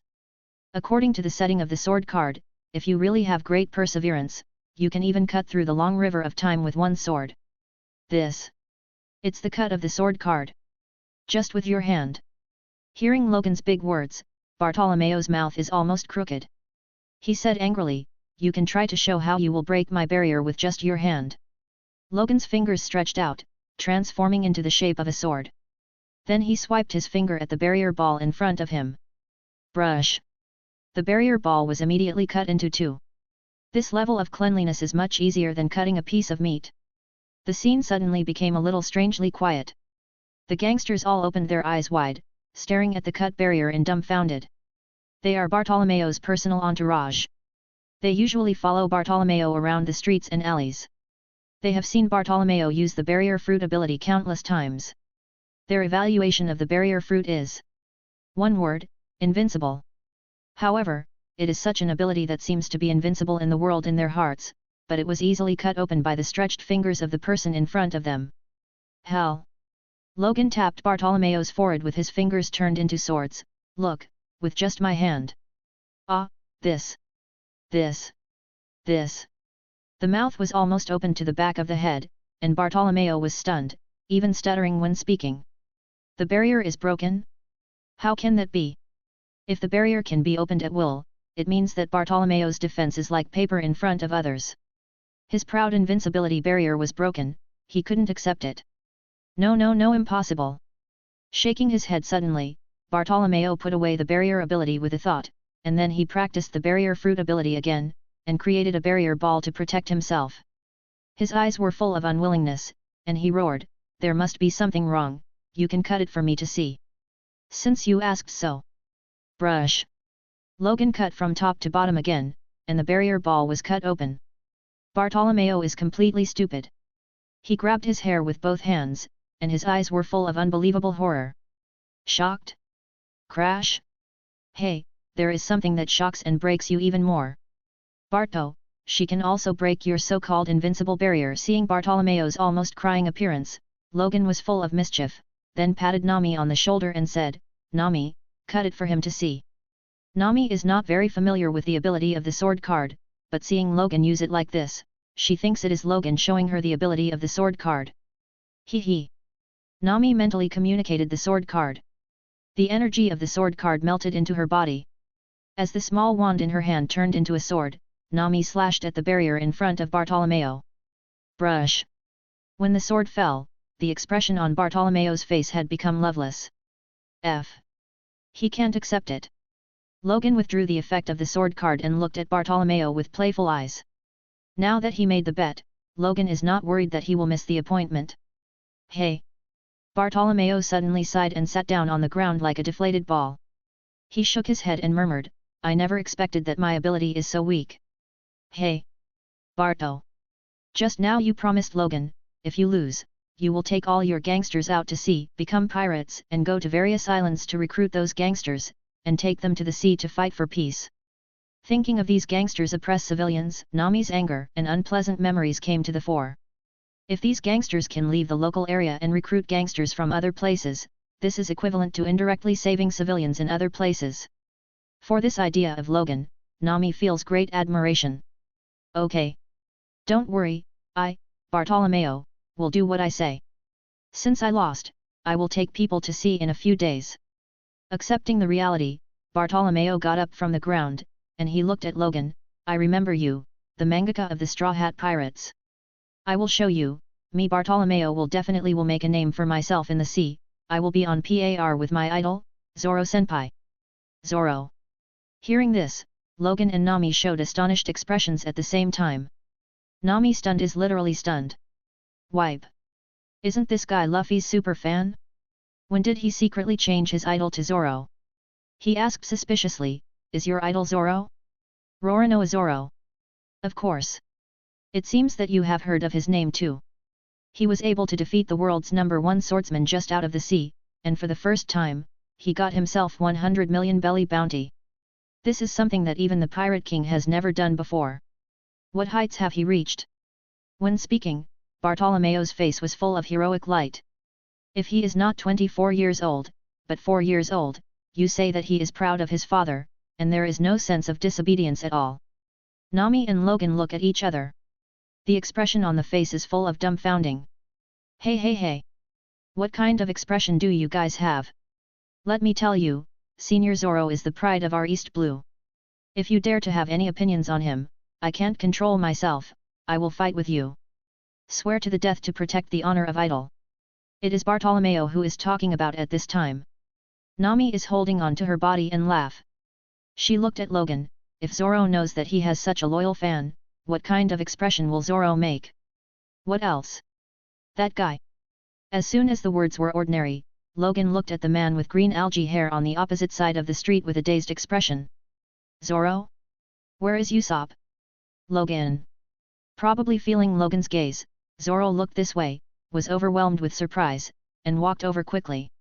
Why are you here? Didn't you go to buy a sword? Where did Usopp go? Seeing Zoro, Logan had a bad feeling. That guy can't be counted on. He saw the material he liked in a store and went to pick it out. I told him to wait for me in the store, and I went to look around. He accepted. When I went back, he had already gone. I searched for a long time but couldn't find him, and then I came here without knowing it. Thinking of Usopp's unreliability, Zoro couldn't help complaining. Logan rolled his eyes. I am afraid that Usopp cannot be blamed for this matter. It's probably because when Zoro walked around by himself, he didn't find the store he and Usopp separated from at all. Hey? What's the situation with this person? He looks bad, is he sick? Suddenly, Zoro saw the guy next to him with similar hair color bending over and shaking non-stop. Zo, Zoro-senpai. Bartolomeo was so excited that his lips became bold and wavy. Senpai? Zoro's face twitched slightly, a little angry. Hey! You look much older than me, okay? Pfft! Ha. Logan burst out laughing. It's like in the previous life, when a campus goddess was called old by a mom, everyone would be angry. Seeing that the idol was angry, Bartolomeo hurriedly explained, what Zoro-senpai said is true. But when it comes to being a pirate, Zoro-senpai debuted earlier than me, so it's my senpai. Zoro's face twitched even more exaggeratedly. He turned to look at Logan. What's the situation with this man? Haha. He's your big fan. It was when your bounty became famous in East Blue, and he should have been obsessed with you since then. Logan laughed so hard that his stomach hurts. Obsessed with me? Zoro felt goosebumps all over the place. Bastard Logan, you said that on purpose. Wait. You actually know Senior Zoro? At this moment, Bartolomeo realized that something was wrong. Nonsense. We are crewmate, all of the Straw Hat Pirates. Nami gave Bartolomeo a fierce look. For a guy who bullies civilians like this, Nami will not give him a good face. Oh. You are so lucky to be on the same ship as Zoro-senpai. Bartolomeo's mouth became O-shaped in surprise. Hey! You got it wrong. Zoro frowned, and then corrected, I should be lucky enough to be on the same ship as Logan. Without Logan, I, Zoro, would not have the strength I have now. It is also absolutely impossible to win 1.5 moves in the battle with the world's #1 swordsman, maybe even in that battle, I might died. Where is there any chance to carry Kuina's dream together? Bartolomeo was shocked. What? This guy actually holds such a high status in your heart. Zoro grabbed Bartolomeo by the collar. Be careful what you say. This fellow is our mate. Although the Straw Hat Pirates never mentioned anything about the vice-captain, everyone agreed that Logan was the vice-captain. Yes. The deputy captain. Okay, Okay. Without waiting for Bartolomeo to continue, Logan quickly interrupted his nonsense, then pointed to Zoro, and said, "Your idol is here, hurry up and hug his thigh." "Ah? Is this okay?" Bartolomeo is full of excitement. "The thigh hug I said is the thigh hug, you understand?" Logan felt his blood pressure go up. "But..." A black belly suddenly appeared. Logan nodded. "Well, the deputy captain, agreed." "Zoro, senpai." Bartolomeo threw himself on Zoro's lap and hugged him tightly. On that ghostly face, blissful. Alas. Thanks for listening.